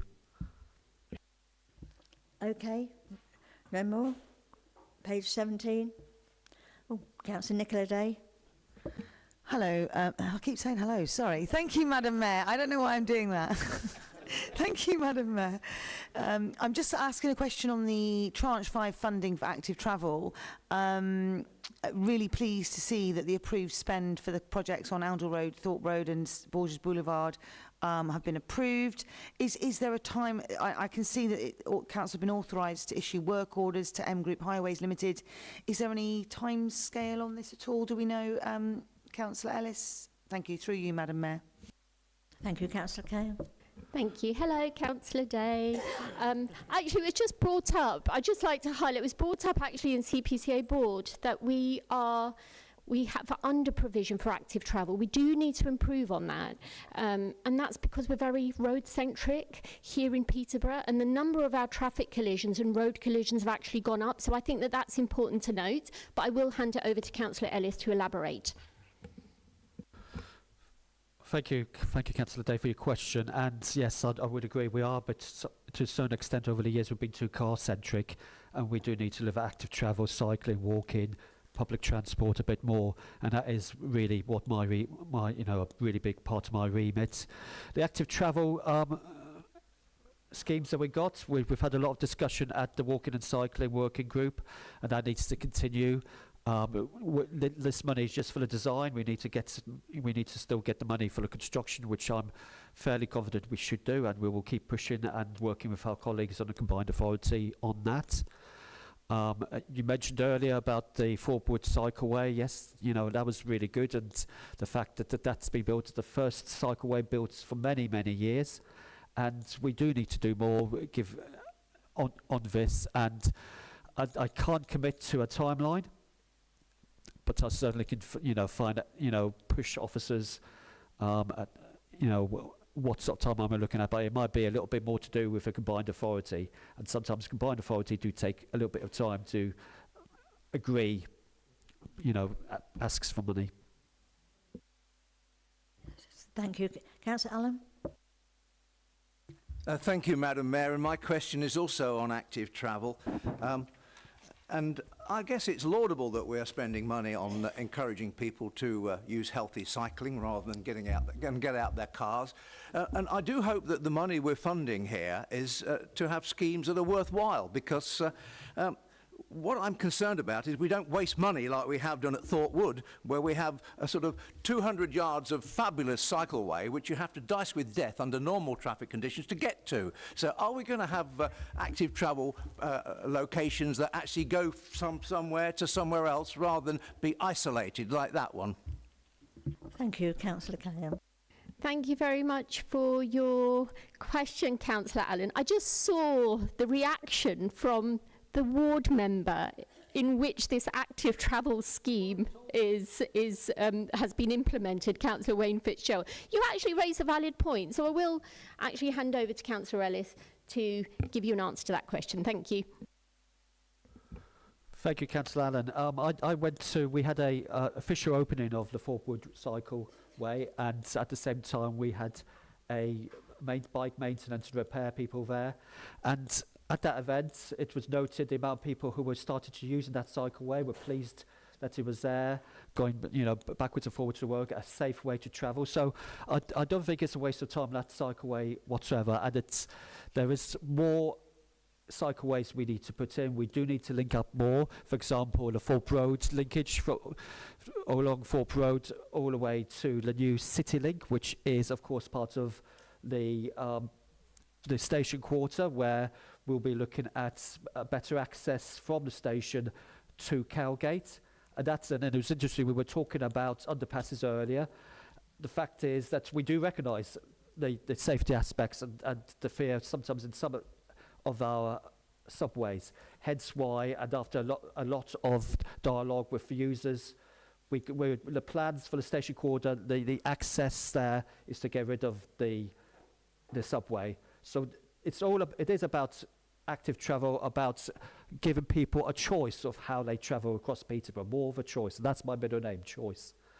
And it's very important. It's very important that it's safe as well, well lit, and people feel confident of using it. So, thank you for your question. And yes, we need to keep pushing on and linking up more of these cycleways. But the fact that it was the first cycleway in place for ages, brilliant. Thank you. Councillor Fitzgerald. Still on page 17. Yep, we are. We're on the same thing. You can imagine my horror in the pre-meet. By the way, that was the light version of what people think about that scheme. If Marco was involved, we'd be here all night. But look, the fact is, I welcome that investment. I was involved in that. I do have a question for Councillor Ellis. I was involved in that investment. And in actual fact, the money from that came because we removed those stupid restrictions on the bridge, which hopefully we're not bringing back. Those restrictions that reduce traffic to one lane. What I'd like to ask Councillor Ellis, it's all great talking about cycling, walking, we love all that, but can you fix the potholes, please? Because far more people are interested in fixing the potholes than anything else. So it would be great to hear some news for the motorists. I know that's like swearing to the front bench over there or whatever, but that would be great if we could have more investment into fixing our roads, which the majority of people use and rely on. Councillor Cahill. Thank you very much, Councillor Fitzgerald. Come on, Councillor Ellis, put your pothole hat on. Thank you, Councillor Fitzgerald, for your question. Yeah, the fixing of potholes is important, and we're really pleased that we've got extra money from government for that. And we need to be able to, we will be judged on that as a council to make sure we are getting these fixed. 1.8 million pounds in the coming year, to extra money for potholes, and that work is being undertaken. Thank you, Councillor Elsey. Thank you, Madam Mayor. It's on the same subject. I visit the care facility, which is behind the new cycle road, and I attend the gym that's next door to it. And I would suggest that Councillor Ellis and his chums, when they were there, was probably the busiest that piece of cycle track's been since it's actually been built, because nobody ever uses it.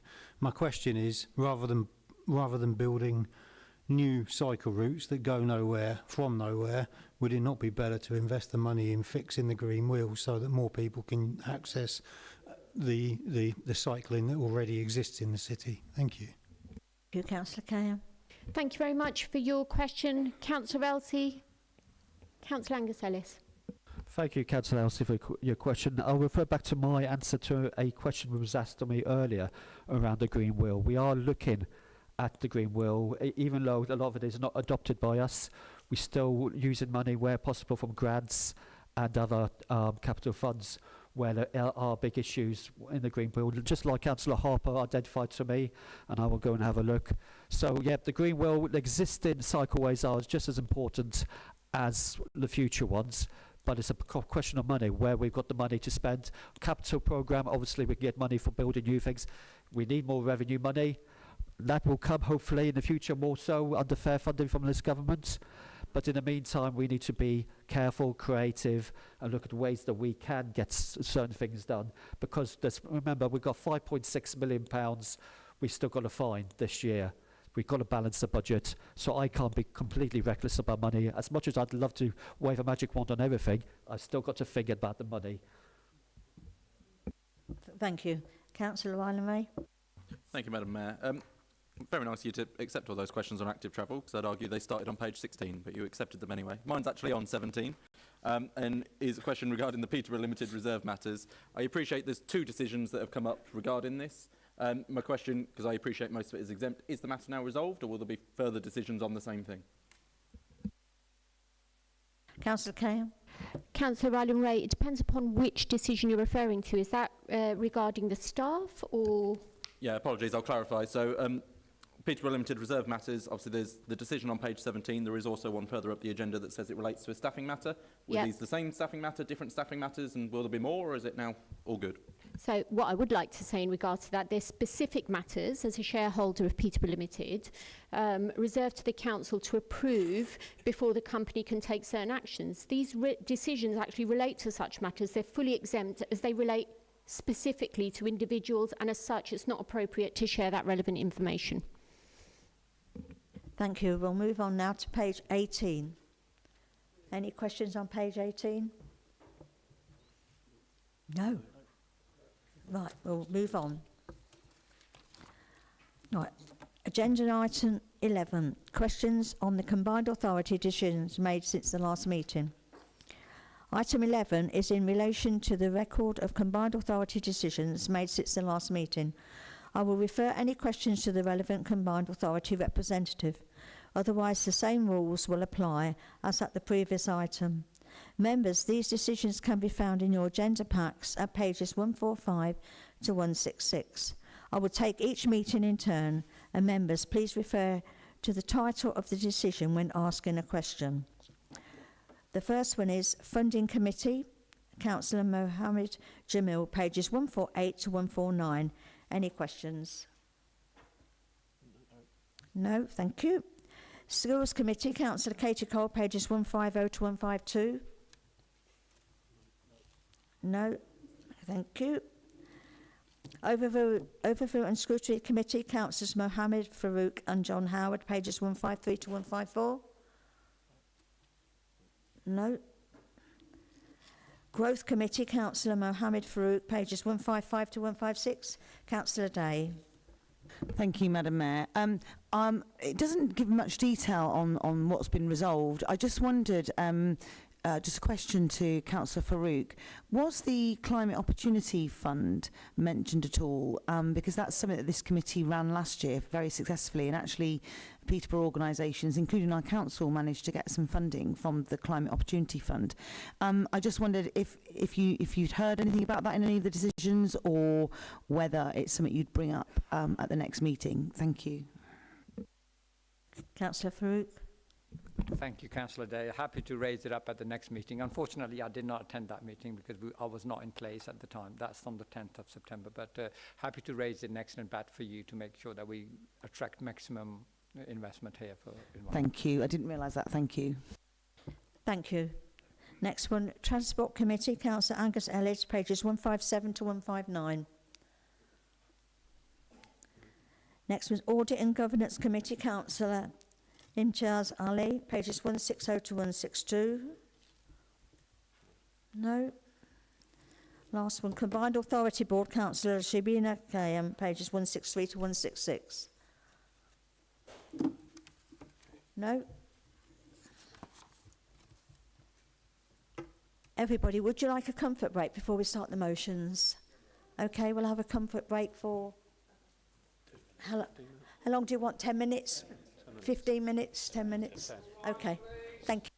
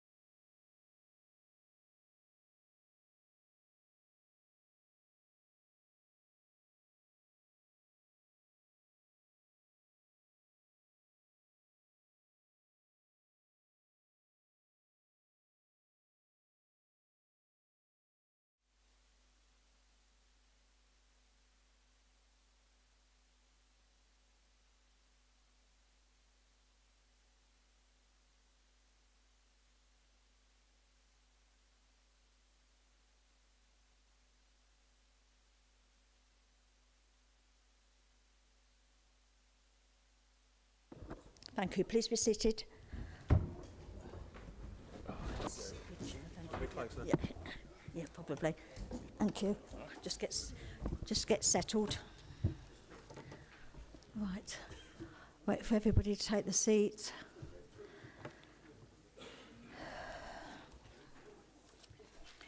Right. Agenda item 12, motions on notice. We have received 2 motions on notice from councillors. Councillor John Howard, would you like to move your motion as set out in the agenda? Thank you, Madam Mayor. Yes, I would. And am I okay to speak now? Yeah, we're on the right page. Yeah. I bring this motion to Council to seek support in bringing the Guildhall and Cathedral Square back to life. The first thing to note is, should this motion be successful tonight, I will be asking Democratic Services to bring together the words Guild and Hall to one word, the Guildhall. This deliberate typo is of course a symbolism of the motion. Only if the motion passes can we bring the Guildhall together. I only wish I was that clever, but it's worth a try, isn't it? In March 2024, a survey was conducted to get residents' feedback on what they wanted to see happen to Cathedral Square and the Guildhall. Most members will remember that when the budget decision was taken to switch off the fountains in Cathedral Square, it was always with the promise that a new vision would come forwards for Cathedral Square. Since the March survey in 24, there has been no outcome from the extensive survey carried out, and the Guildhall, until recently, had become increasingly fenced off. I've been made aware of a Freedom of Information request, which shows that out of £40,000 set aside to carry out feasibility of the Guildhall's potential, only £8,700 has been spent. The last spend of £4,500 was on an architect's feasibility study, which was done in July 24 for £4,950. Why has so much time passed? This isn't good enough for these spaces, and 90 months later from the survey, we must now collectively bring back a vision and a plan to reassure the public that we are serious about these much-loved spaces. At the weekend just gone, thanks to the AEPG Great Eastern Run, 6,500 runners ran through our city, and many travelled and would have experienced the city for the first time. The compliments I heard from people whose only other experience of the city before would have been seeing us in some rubbish town's book or poll or another, found a city full of enthusiasm and support on the race route, and found city gems that we take for granted because we see them most days. Let's all reset and imagine seeing Cathedral Square and the Guildhall for the first time like some of those runners, and think, what can we do to make these spaces better and more important for our city? Elements of this motion I don't believe need a vote. Everyone in this chamber has a love for the Guildhall and Cathedral Square. That's beyond doubt. The elements of the motion that I do need your support on is supporting the action part. Let's all agree 90 months since the survey is too long, but let's also agree on a sensible and fair way forward. The motion asks us to revisit the survey and agree a vision and strategy for Cathedral Square and the Guildhall, and this should be checked with our civic stakeholders, the Cathedral, the Civic Society, and Peterborough Positive and other partners should all be included in the strategy. This should be collated and presented and agreed with members prior to the PERDA period of 2026. This is perfectly doable as the survey feedback is already there. Once this is done, we will know a cost for our vision, and let's be realistic, we know council finances are in a tough place, which is why the motion then asks to seek any support or funding from our MPs and our combined authority mayor, who are all equally passionate about both spaces. The final part, and this is so important, is to present to the appropriate scrutiny within 12 months, detailing the progress on the vision progress and to update on the funding progress.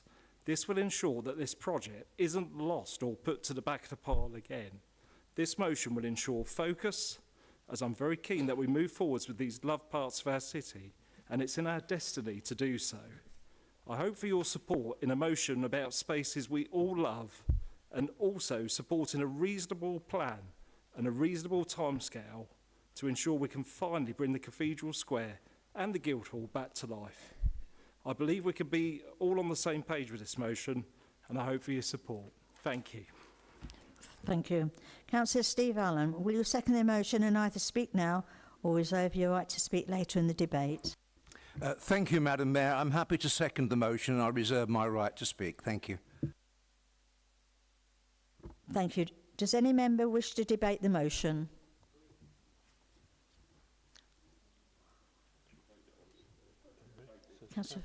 Councillor Farouk? Thank you. Thank you, Madam Mayor. I've got elected in 2018, and one of my very first passion was to look at the Guildhall and make it into a functional unit. I had a number of meetings. I asked the then leader, John Holditch, and he did ask me to look into it. I remember I even had a meeting with Councillor Seresti and one or two private people as well, what to run from there. Then, of course, a few years back, as Councillor Harvard said, as Peterborough First Administration, it was myself and Councillor Hiller in charge of the portfolio of growth and regeneration. We set aside £40,000 to look into it and produce a plan, master plan, to bring that into a functional thing. But what I want to say now is that we are extremely grateful to our MP, Andrew Pakes, who has secured 1.5 million to regeneration of that area, regeneration of Cathedral Square, Cathedral, and the rest of the town centre to attract that extra footfall in our city. I want to emphasize that this is already, if you followed social media or if you have looked at it last 2-3 weeks ago, leader, myself, and the MP were there.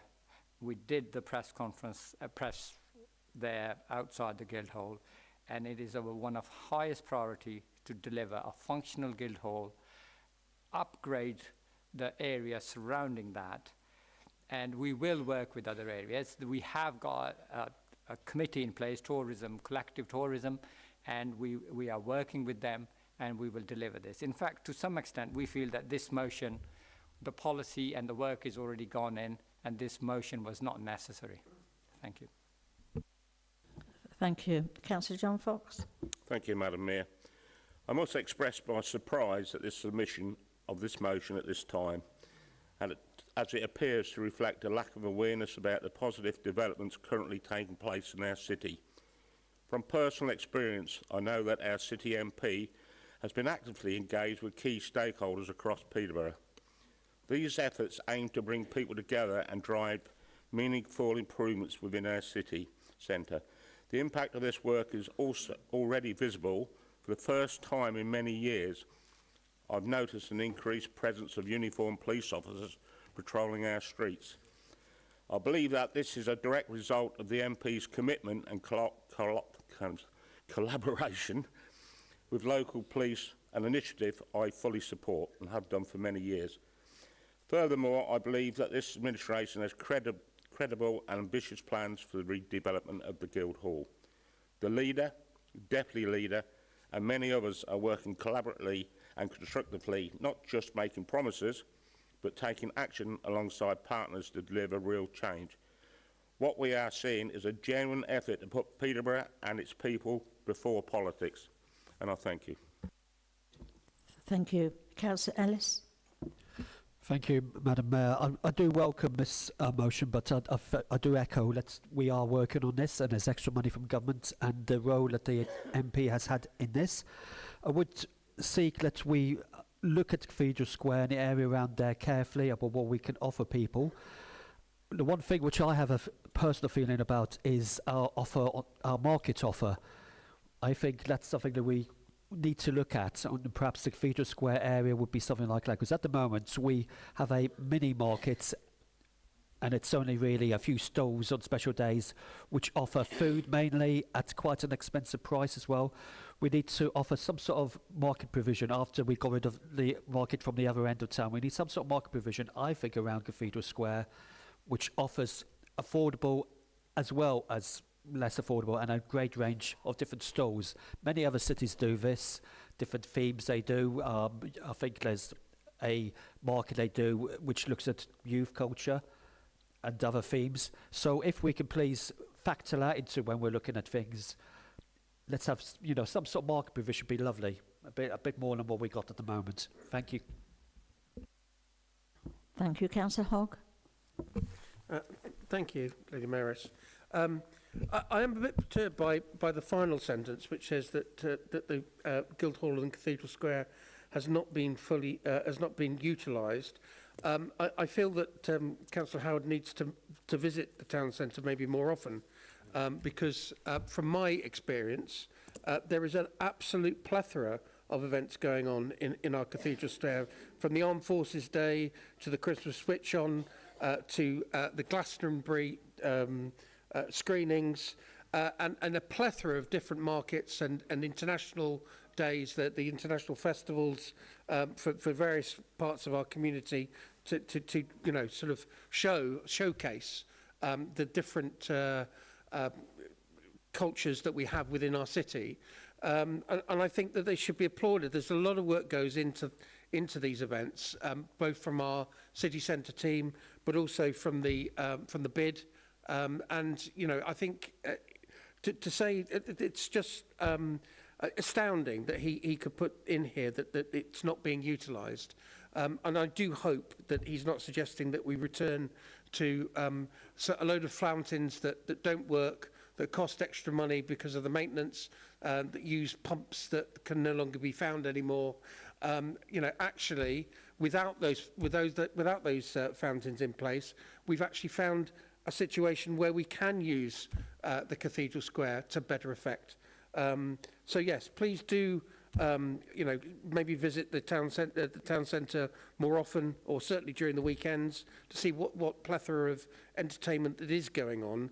And then maybe also subscribe to the Peterborough Telegraph's Facebook page, where he will have seen pictures of our leader and Councillor Farouk outside the Guildhall, announcing the fact that we have plans to do some work on that. So, you know, eyes open, ears open, and carry on. Thank you, Councillor Vey. Thank you, Madam Mayor. Firstly, it's just a point in terms of process for any members of the public that may be watching. This motion, I'm aware, due to council standing orders, was submitted prior to that fencing being taken, or the subsequent Facebook posts that took place with the Leader, the Deputy and the Member of Parliament. These things need to be submitted way in advance of council meetings to be vetted and to go through. I believe the reason that it stayed within is because this now puts a timeline on things. It's great that things are happening, and we applaud the work that's being done, but this just kind of signs us up to some timelines, some commitments that we're making to the public. I think I take Councillor Hogg's point, and I'm sure it'll probably get mentioned in the sum up about it not being utilised. I think the wording should have probably been not fully utilised, because I think we can all agree the work that goes on within the city centre. Councillor Hogg mentioned a few. Peterborough Positive do amazing work within the city centre and the range of different events that take place. I live in the city centre, so I see these on a daily basis, whether it be the Peterborough Strongest Man competition, whether it be Wimbledon on the side of the church, whether it be whatever. There are some amazing events, but I think everyone can agree it's not been fully utilised. We can always do more. I think we need to have that ambition to do more and to utilise things better. And I think that's what this is asking us to sign up for, to put a timeline to things and to make some real improvements. So hopefully everyone's going to be in support. Thank you. Councillor Suresti. Thank you, Madam Mayor. I really don't know where to start. I think this motion is a really good motion and is a really good place to start. But we've all got to accept, whether we want to or not, that our city centre no longer functions as it should, nor is the potential of our beautiful city exploited as it should. At the moment, since the death of John Lewis in Queensgate, the footfall in Peterborough has fallen dramatically. So yes, we do need to look after the square and do something new and innovative with it. We do need to look at what can be done with the Guildhall, but I can assure you that for sort of 25 years, all sorts of different people, starting with Papa Luigi, have brought forward plans for the Guildhall.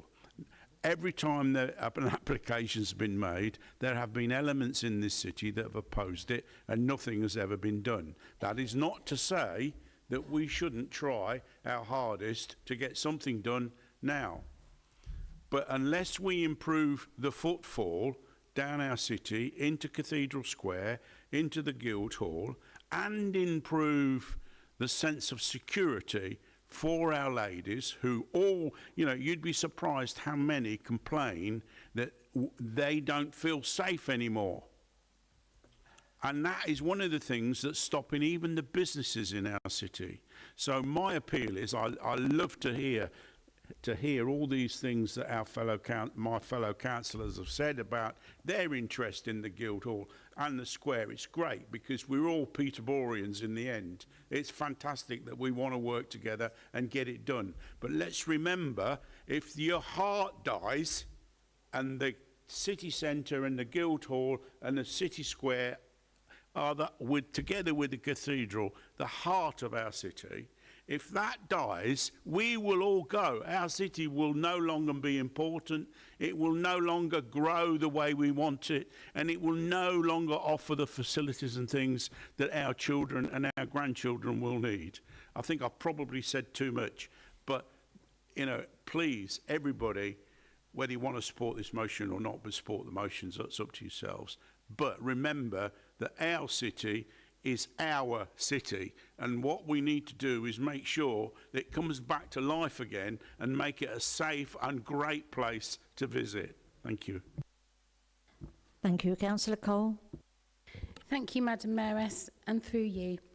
The Guildhall is 354 years old, and where it currently stands, it was erected to commemorate the restoration of Charles II. Bit of a history lesson over and done with. However, it is one of Peterborough's diamonds. We've got several in this city: the Cathedral, the Guildhall, and other buildings. I am going to be voting in support of this motion because something that brings life back to the city can only benefit the shops, can only continue to put Peterborough on the map.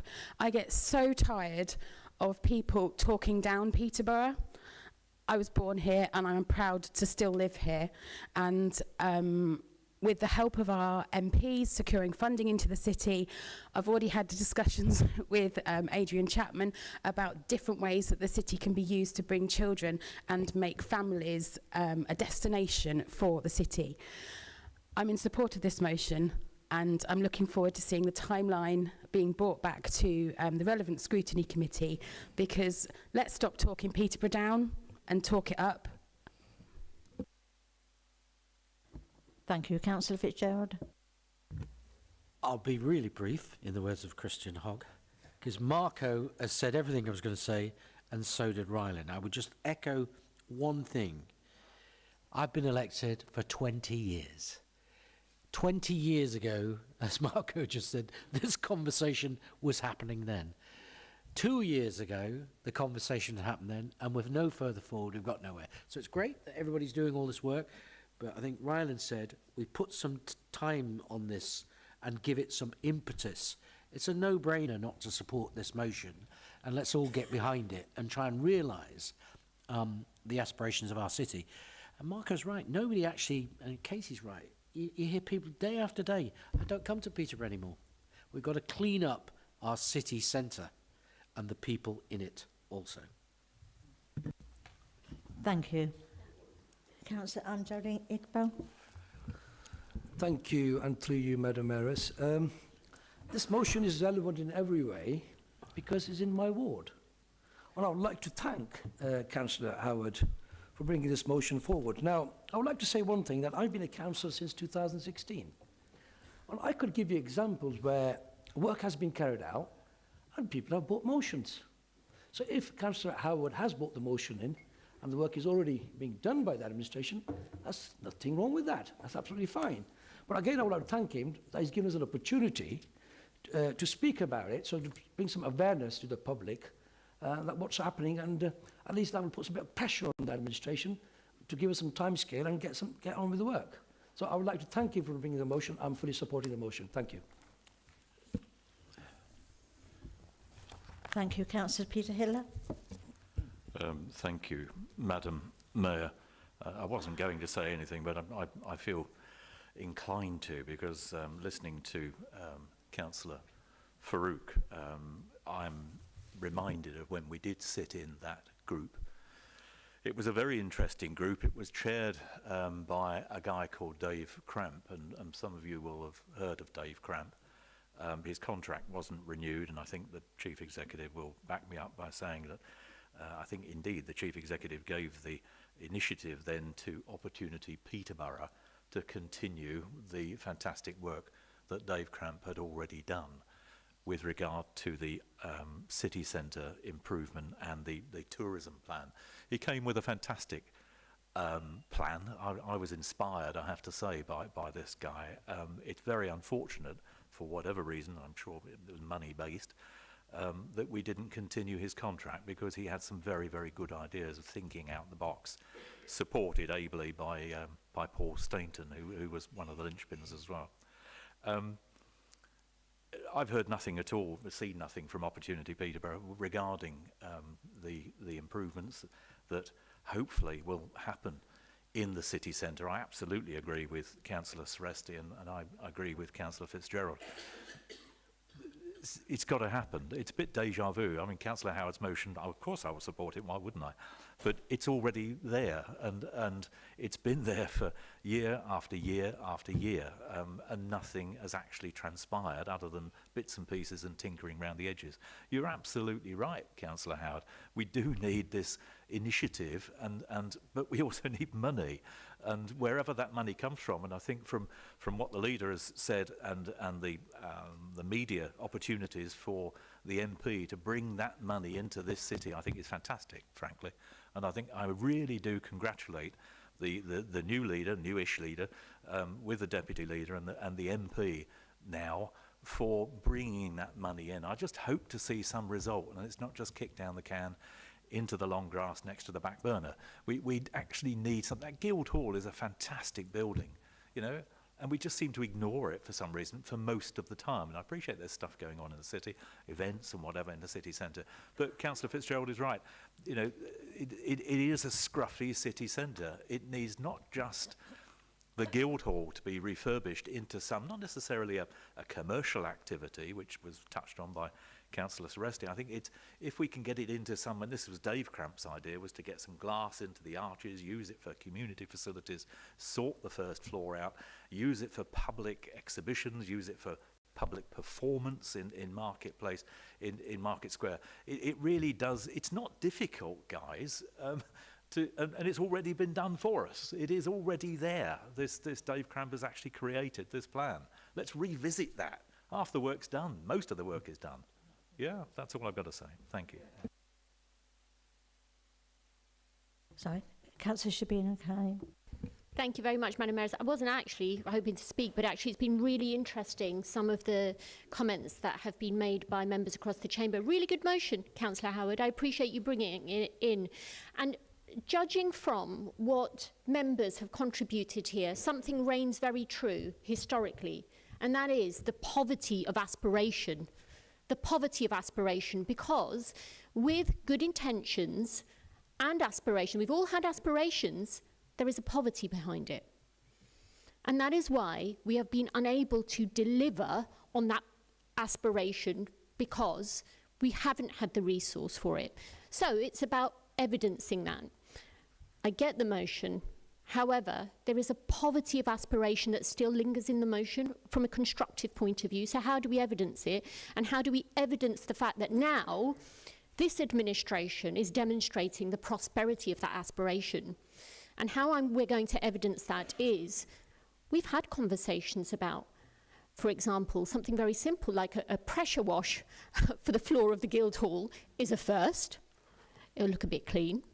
Second, our MP has worked incredibly hard to lobby and bat on behalf of this city to make sure that the city centre is not overlooked.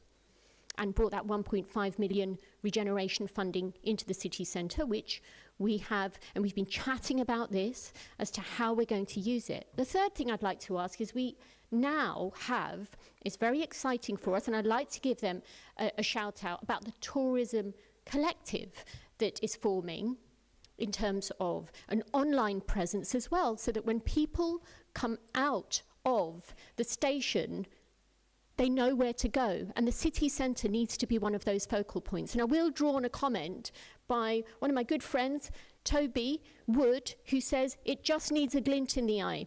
And I believe that our administration, alongside the MP and all of the other things that I've said, we've got that glint in the eye. So let's get to work and deliver on some of that prosperity of aspiration and turn that narrative. Thank you. Thank you. Any more speakers? No. Councillor Allen, would you like to exercise your right to speak as seconder on the motion? Indeed I will, and thank you very much, Madam Mayor. You know, there's lots of things been said on this subject, and a lot of passion, which is fantastic. I think the motion is very good. It's a shame it needed to be brought, and I'm hearing that people don't think it should have been brought because it's all happening. Well, let's make it happen. I am a Peterborough person, born and bred, from Gladstone Street to Dogsthorpe to wherever I live now, and I'm happy to be a city councillor. I'm happy to talk Peterborough up, because a lot of people talk it down. Many people spend too long on social media listening to the naysayers. And I was very happy with Councillor Hiller's passionate support of Peterborough and all it's about. Now, one or two things I must address that I picked up as we went through this. The idea of having a cafe at the Buttercross, as the guy was going to call it, was an idea of Vince Terranova. Yeah. More than 20 years, 30 years ago, I think, and he was going to put the glass around it and have a nice cafe there. He didn't get the opportunity, so he went to the park and put the Buttercross in Central Park. So Peterborough didn't lose out on his vision. Now, we're talking about the Buttercross, the Guildhall needs tidying up. Well, Councillor Coy, I'm really pleased that you got the Arris fencing taken down, but you've got to be honest, it was your administration, sorry, not your administration, the administration you were a member of that had the bloody stuff up for too long, and I didn't see anything done when it came down. So why was it there for so long? That's at your door to address. I think that Cathedral Square being used for lots of things, including markets and festivals, is a great idea, but I still bemoan the fact that we could not maintain the fountains in good working order.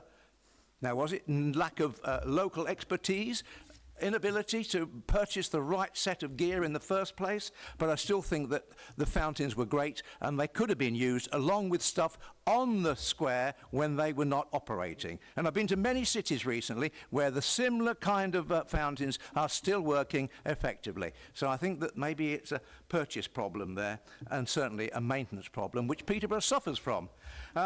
And the other thing I heard is that the city centre has gone down the pan since John Lewis closed. Well, let's be positive about that. We have Fraser's moving in there shortly, and I'm sure it'd be a great replacement, and I think Queensgate will be better for that.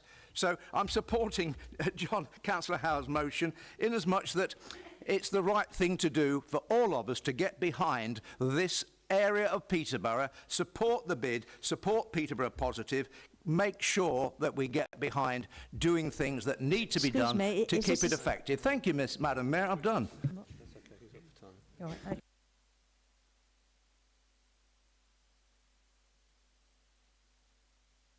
No. Is this a point of accuracy? Yeah, Councillor Hiller's got a point of accuracy that you want to say. Yes, and I do get confused about whether, but it is a point of accuracy. You mentioned the fountains installation. I too have been a councillor for 20 years, Councillor Fitzgerald, Councillor Allen. So I was here in the glory days when John Peach, I think it was, as the leader, put the wrong fountains in. They were the wrong fountains. They were the wrong filtration system, the wrong fountains. They were chlorinated rather than bromine, as I suggested at the time, having some knowledge on the subject. And people, it was just so wrong. The design was just appalling, frankly. We obviously didn't take advice. Somebody sailed us down the river, literally, with those fountains. And they worked sometimes, they didn't work other times. We had burgers rammed into them. We had people washing invalid carriages over the fountains. We had all sorts of horrendous things that were allowed to happen. So my point of accuracy is the fountains were the wrong fountains in the first place. They were the wrong design, and they cost this city a lot of money. Can I come back, Madam Mayor? Yes, certainly, thank you. Thank you, Councillor Hiller. And that may be true, but Mr Peach is not here to defend himself. The officer's duty is to make sure that any purchases are correct in the first place. So you can blame the leader at the time should you wish, but the fact is there's a duty of care with council officers who are installing the stuff. I'm sure John Peach was acting on advice given. I'm not blaming John Peach, but it was under his tenure. Thank you. Can we get back on this? And have you actually... Oh, yes, I supported the motion, absolutely, and pleased to do so. I hope the Chamber's going to vote for it. Thank you. Okay, thank you. Councillor Howard, would you like to sum up on this motion? Yeah, thank you, and for you, Madam Mayor. I think really nice to hear everyone's commentary because, again, we're all energised, we're all infused, we're all talking about what we want to see. If not for this motion, we wouldn't have been talking about it tonight. So let's call that good news in that the motion's done that. I'm reassured to hear that funding is coming forward. I think that's really good news. I still think the motion is valid in that it gives us a time scale. And because, you know, we've all said over a number of years, time scales have slipped, dropped, not happened at all. This puts a time scale on, brings something to scrutiny in 12 months. It doesn't have to be the very final article, but let's keep it on the agenda. Keep talking about it and keep pushing until we get an answer. We've got the feedback already. We should act on that feedback. We should definitely work with Peterborough Positive, the Civic Society and the Cathedral because they're very energetic neighbours. You know, but let's keep this on the road and keep it on track this time. And I'm heartened to hear everyone's passion and enthusiasm. I think we all have it in the chamber. And I hope the motion's supported in the spirit of it gives us a time scale. It gives the public a fair commitment. And for the public side, they've heard us all talking about it. They've heard that there's funding coming. We wouldn't have had that conversation otherwise. But what I want to see is I really want that conversation to continue. So thank you. Thank you. Is the motion agreed or shall we move to the vote? Agreed, everybody? Thank you. Councillor Daisy Blake-Mulcreedon, would you like to move your motion as set out in the agenda? Yes.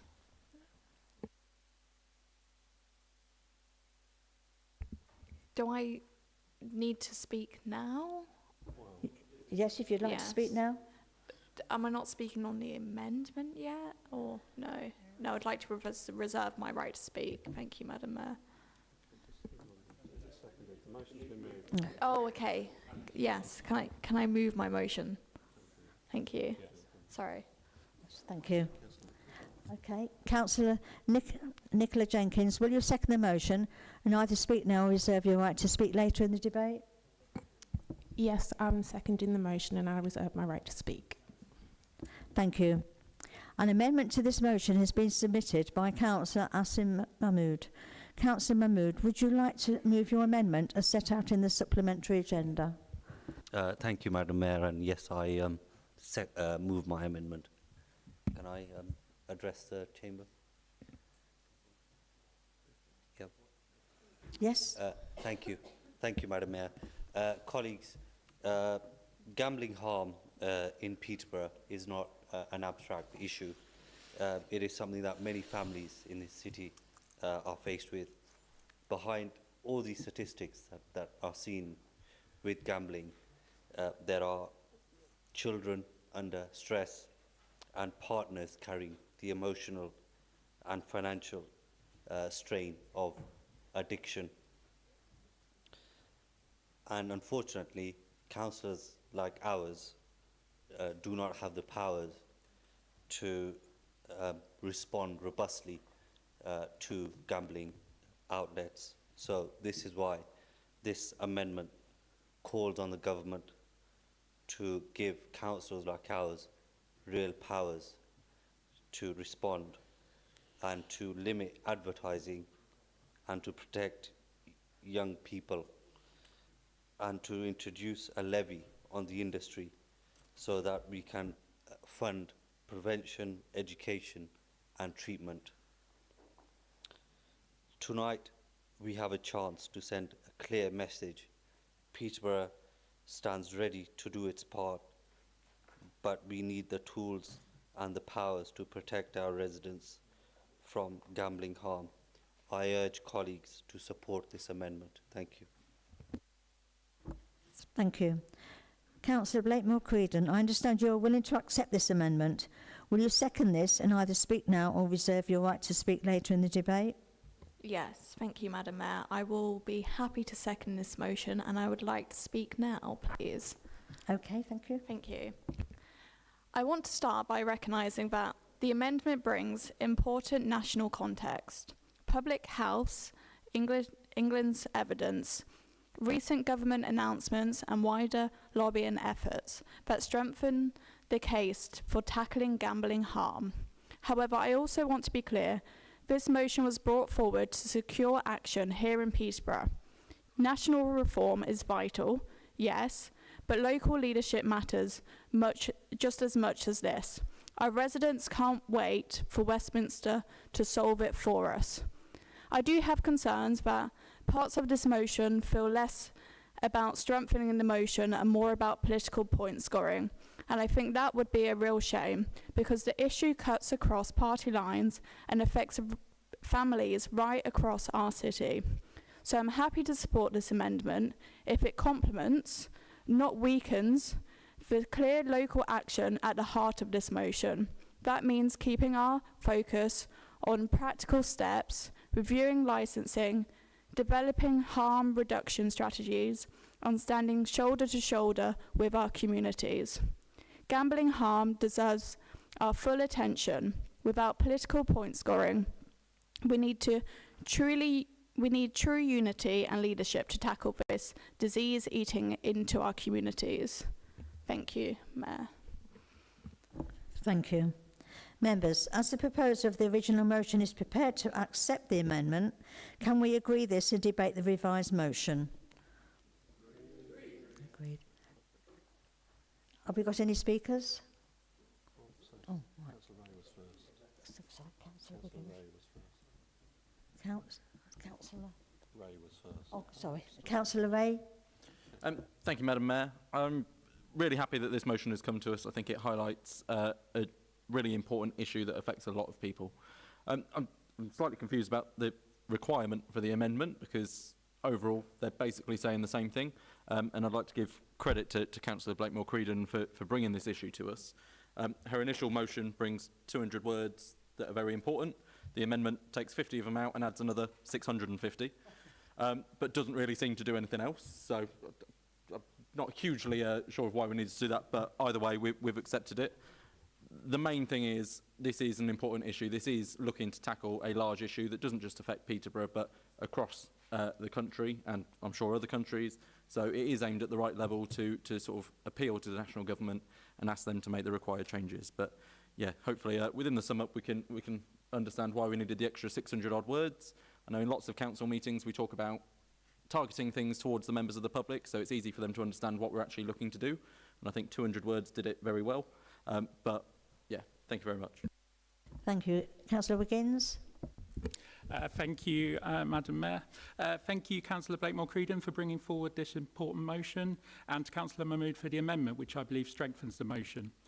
At the recent Liberal Democrat conference, we debated a policy motion calling for gambling to be treated as a public health issue. I spoke in favour of an amendment to the motion calling for strengthened powers for local authorities when considering applications for gambling licences. The 2023 Gambling White Paper acknowledged the need for a public health approach and proposed reforms to licensing powers for local authorities, including reviewing the aim to permit obligation and enabling better consideration of public health and community impacts. However, these recommendations have not yet been implemented. Local authorities across the country frequently find that attempts to restrict new gambling premises, especially in areas affected by gambling harm, are overturned by the courts due to the narrow objectives of the Gambling Act 2005 and the statutory aim to permit principle. Councils are unable to consider cumulative impact or public health evidence in licensing decisions, placing communities at risk and undermining local democracy. I have sat on the licensing committee since I was elected to this council in 2019, and in that time I can only recall one application for a gambling licence coming to committee, and our website shows that no applications under the Gambling Act 2005 have been refused. Some were withdrawn following public pressure. Members, including Councillor Mahmood and Councillor Zamir Ali, have spoken to me during my time as chair of the licensing committee, expressing concerns about how limited powers are to restrict new licences and to view existing premises in their community. I would like to see the council having equivalent powers over gambling licences as we have over licensing applications under the Licensing Act 2003. We need to see public health as a statutory consultee and the ability to consider cumulative impacts. We have a cumulative impact area in place for the licensing objectives for alcohol, but we cannot do the same for gambling harm at present. I welcome the lobbying done by Andrew Pakes MP on both this issue and the wider issues raised in the motion and amendment. And I welcome the resolutions proposed to both further lobby government and, as Councillor Blakemore-Creedon made very clear, to improve our offer as a council to support our communities in efforts to combat gambling harm. The Liberal Democrat Group are happy to support the amended motion. Thank you. Thank you. Do we have any more speakers? Councillor Allen. Yeah, thank you very much, Madam Mayor. I do support the motion as amended and as the original motion. Thank you, Councillor Blakemore-Creedon and Councillor Mahmood, for bringing it to the council. However, the caveat is I'm not against gambling per se. I think it's the proliferation of slots that are flooding the high street, along with glitzy barber shops and vape shops, that are the problem. If there was a well-run casino with membership and managed properly, I would not object to that in our city. We've been talking about it for many, many years, and certainly they are not dens of iniquity. I think that, so we have to be careful what we're voting down. So yes, okay, let's have restriction on all the things that are incorrect, but make sure we don't close the door to a legitimate casino in our city. So I will support the motion, but with that caveat. Thank you. Councillor B.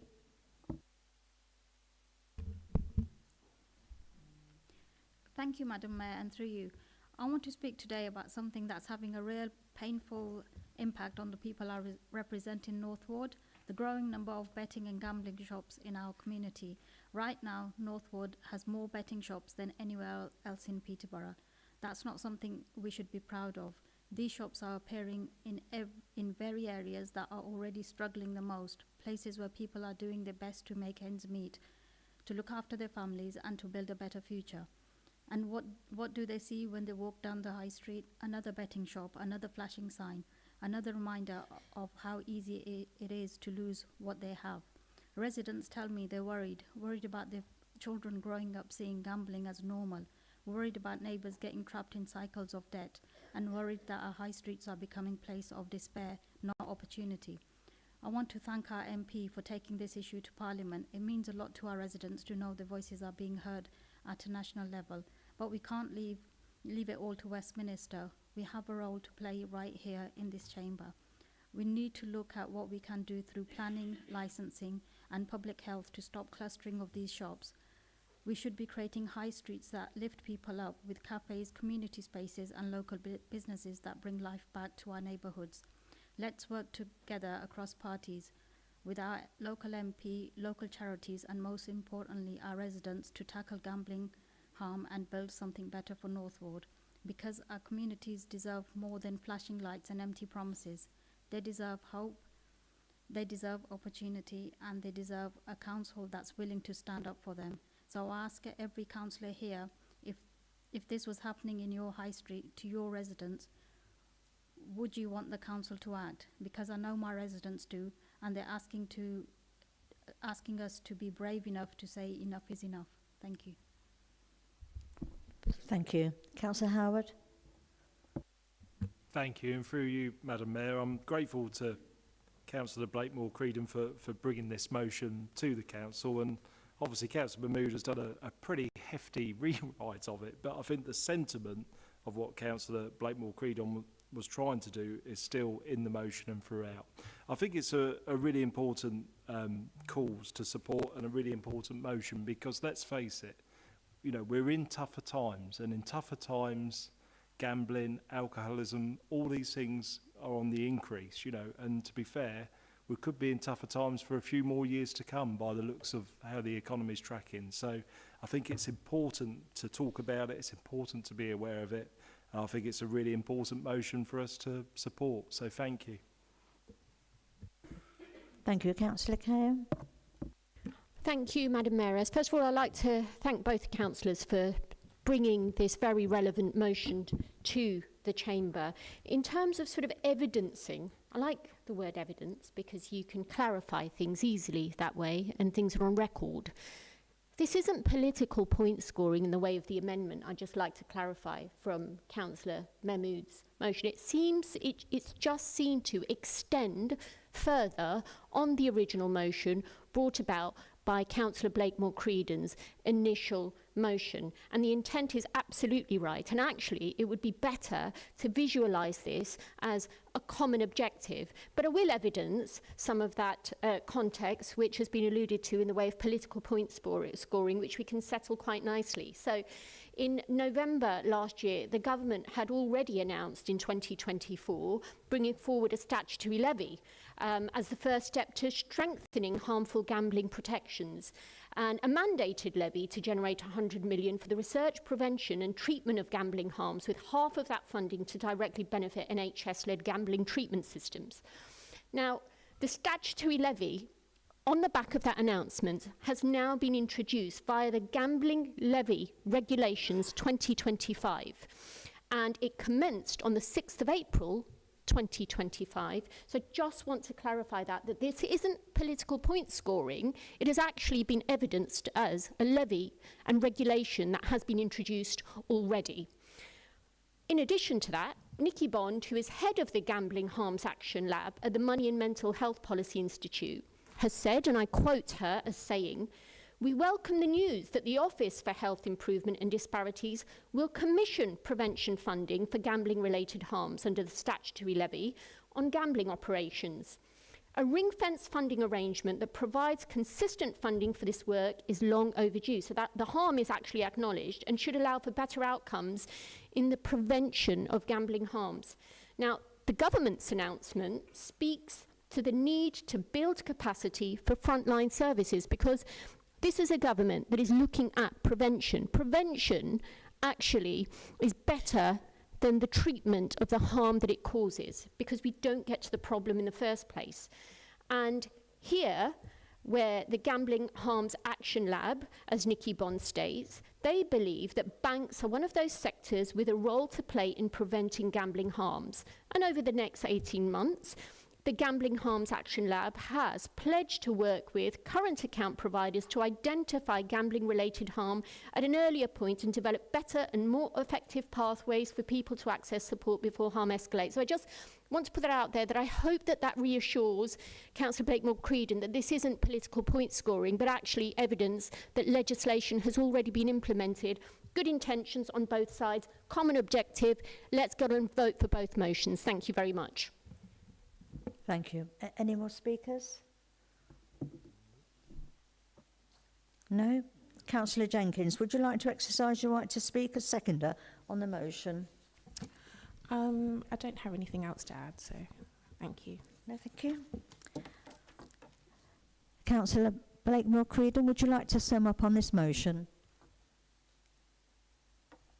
Thank you, Madam Mayor. I also don't have anything else to add. Okay, thank you. Is the motion agreed, or shall we move to the... Oh, agreed. Thank you. Agenda item 13, reports to council.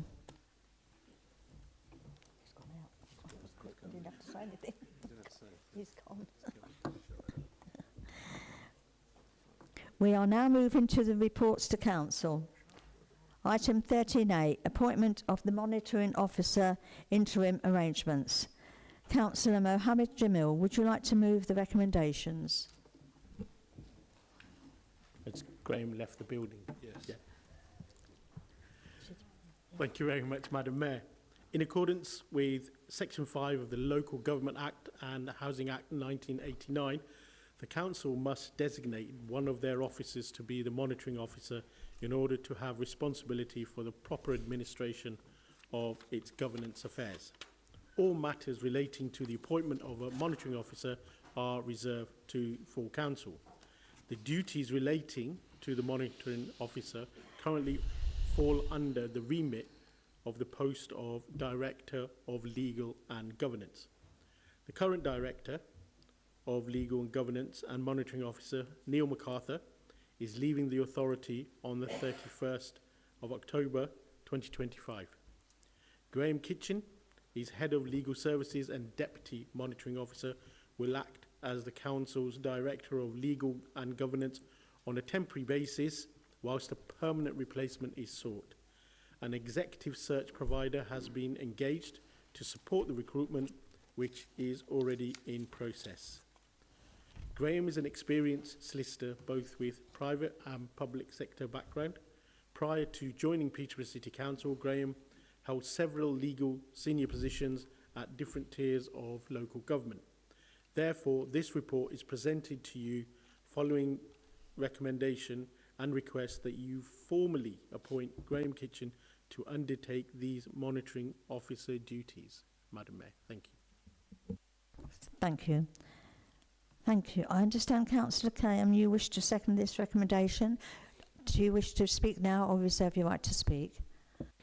Thank you, Madam Mayoress. I do wish to second this recommendation and reserve my right to speak. Thank you. Does any member wish to begin a debate? Councillor Hogg? Thank you, Lady Mayoress. I will try and keep it brief. The old ones are the good ones. I just wanted to take this opportunity on behalf of the Liberal Democrat group to thank Neil for the hard work that he's put in at the council. We've not always agreed with each other, but I think that shows testament to the fact that you were very good at your job and that you put us in line. And you know, you've done some sterling work, certainly in terms of the company structure that we've got with the council.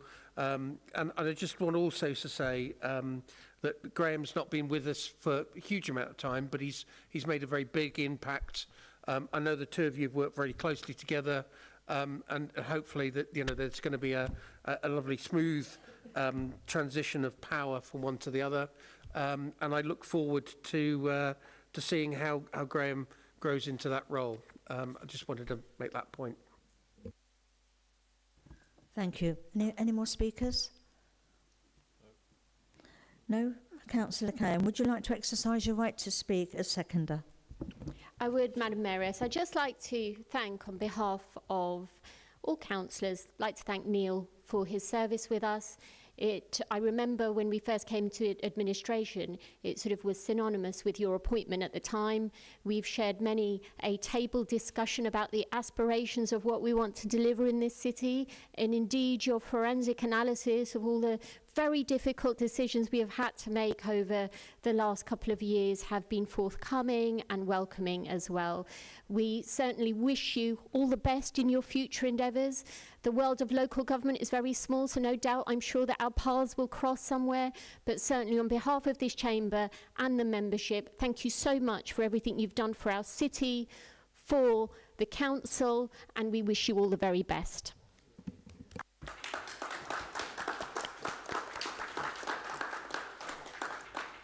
Thank you. Councillor Jamil, would you like to sum up? I would, but my leader's not really left much to say, other than a personal thank you to Neil for those weekly meetings that we have, always interesting, always insightful, and I know that, you know, it's not always been smooth, plain sailing, but you led us well, and thank you very much for your time here. Thank you. The recommendation proposed is that Council approves the appointment of Graham Kitchen as the monitoring officer for Peterborough City Council with effect from the 1st of November 2025. Are these agreed, or shall we now move to the vote? Agreed. Thank you very much, everybody. Get Graham back. I nearly forgot. Don't worry, press on. It's not important yet. Oh, right, okay. Item 13B, appointments to committees and other authorities. Members, before we begin this item, I would like to remind you that an updated version of Appendix 1 to this report was published and circulated to you all earlier today, reflecting a change in the nominated Conservative Group substitute to the Planning and Environmental Protection Committee. Councillor Cairn, would you like to move the recommendations? Thank you, Madam Mayoress. I would like to move the recommendations. Thank you. I understand, Councillor Jamil, that you wish to second this recommendation. And do you want to speak now or reserve your right to speak later? Thank you, Madam Mayor. I will reserve my right and I'll second the motion. Thank you. Thank you. Does any member wish to begin a debate? No? Councillor Jamil, would you like to exercise your right to speak as seconder? Madam, I'm happy to go with the flow at the moment, and we're nearly at 9 o'clock. In fact, we are at 9 o'clock. I'm quite happy for it to go the way it is. Okay. Councillor Cairn, would you like to sum up? Yes, I would, Madam Mayoress. Just putting out there on a light note, if you have a look at the scheme of delegations and FSWG, you will see under the Conservative Group, vacant, vacant, vacant. So the doors are open. Come and join us. It's been some great scrutiny tonight, and we welcome your contributions. We will continue to receive all the information we require from our finance officer. Thank you. The recommendations proposed are that Council 1 agrees the appointment of members of those committees when the allocations of seats has been determined by full Council on 12th of September 2025. Number 2, approves the appointment of the Chair and Vice Chair of each of the Council's committees as set out in Appendix 1 as updated. Number 3, approves the appointment of the non-elected members of committees as described at paragraph 2.3 of the report. Number 4, approves the following appointments or nominations for the 2025-2026 municipal year. A, the leader of the Council to act as the Council's appointee to the Cambridgeshire and Peterborough Combined Authority Board and one substitute member as set out in Appendix 2. B, the nomination of 2 members to the Cambridgeshire and Peterborough Combined Authority Overview and Scrutiny Committee and 2 substitute members from the same political parties as those nominated as set out in Appendix 2. C, the nomination of 1 member to the Cambridgeshire and Peterborough Combined Authority Audit and Governance Committee and 1 substitute member from the same political party as set out in Appendix 2. D, the appointment of 3 members to the Police and Crime Panel and 3 substitute members from the same political parties as those appointed as set out in Appendix 2. E, the appointment of 4 members to the Fire Authority and 4 substitute members from the same political parties as those appointed as set out in Appendix 2. 5, approves the appointment of a position of Armed Forces Champion as set out in Appendix 1. 6, authorises the monitoring officer as proper officer in respect of any other appointments to be made to carry out the wishes of the leaders of political groups in allocating members to committees or other authorities and to appoint those members with effect from the date at which the proper officer is advised of the names of such members. Are these agreed, or shall we now move to the vote? Agreed, everyone. Thank you. Thank you. That is the end of tonight's meeting. Have a safe journey home, everyone. Madam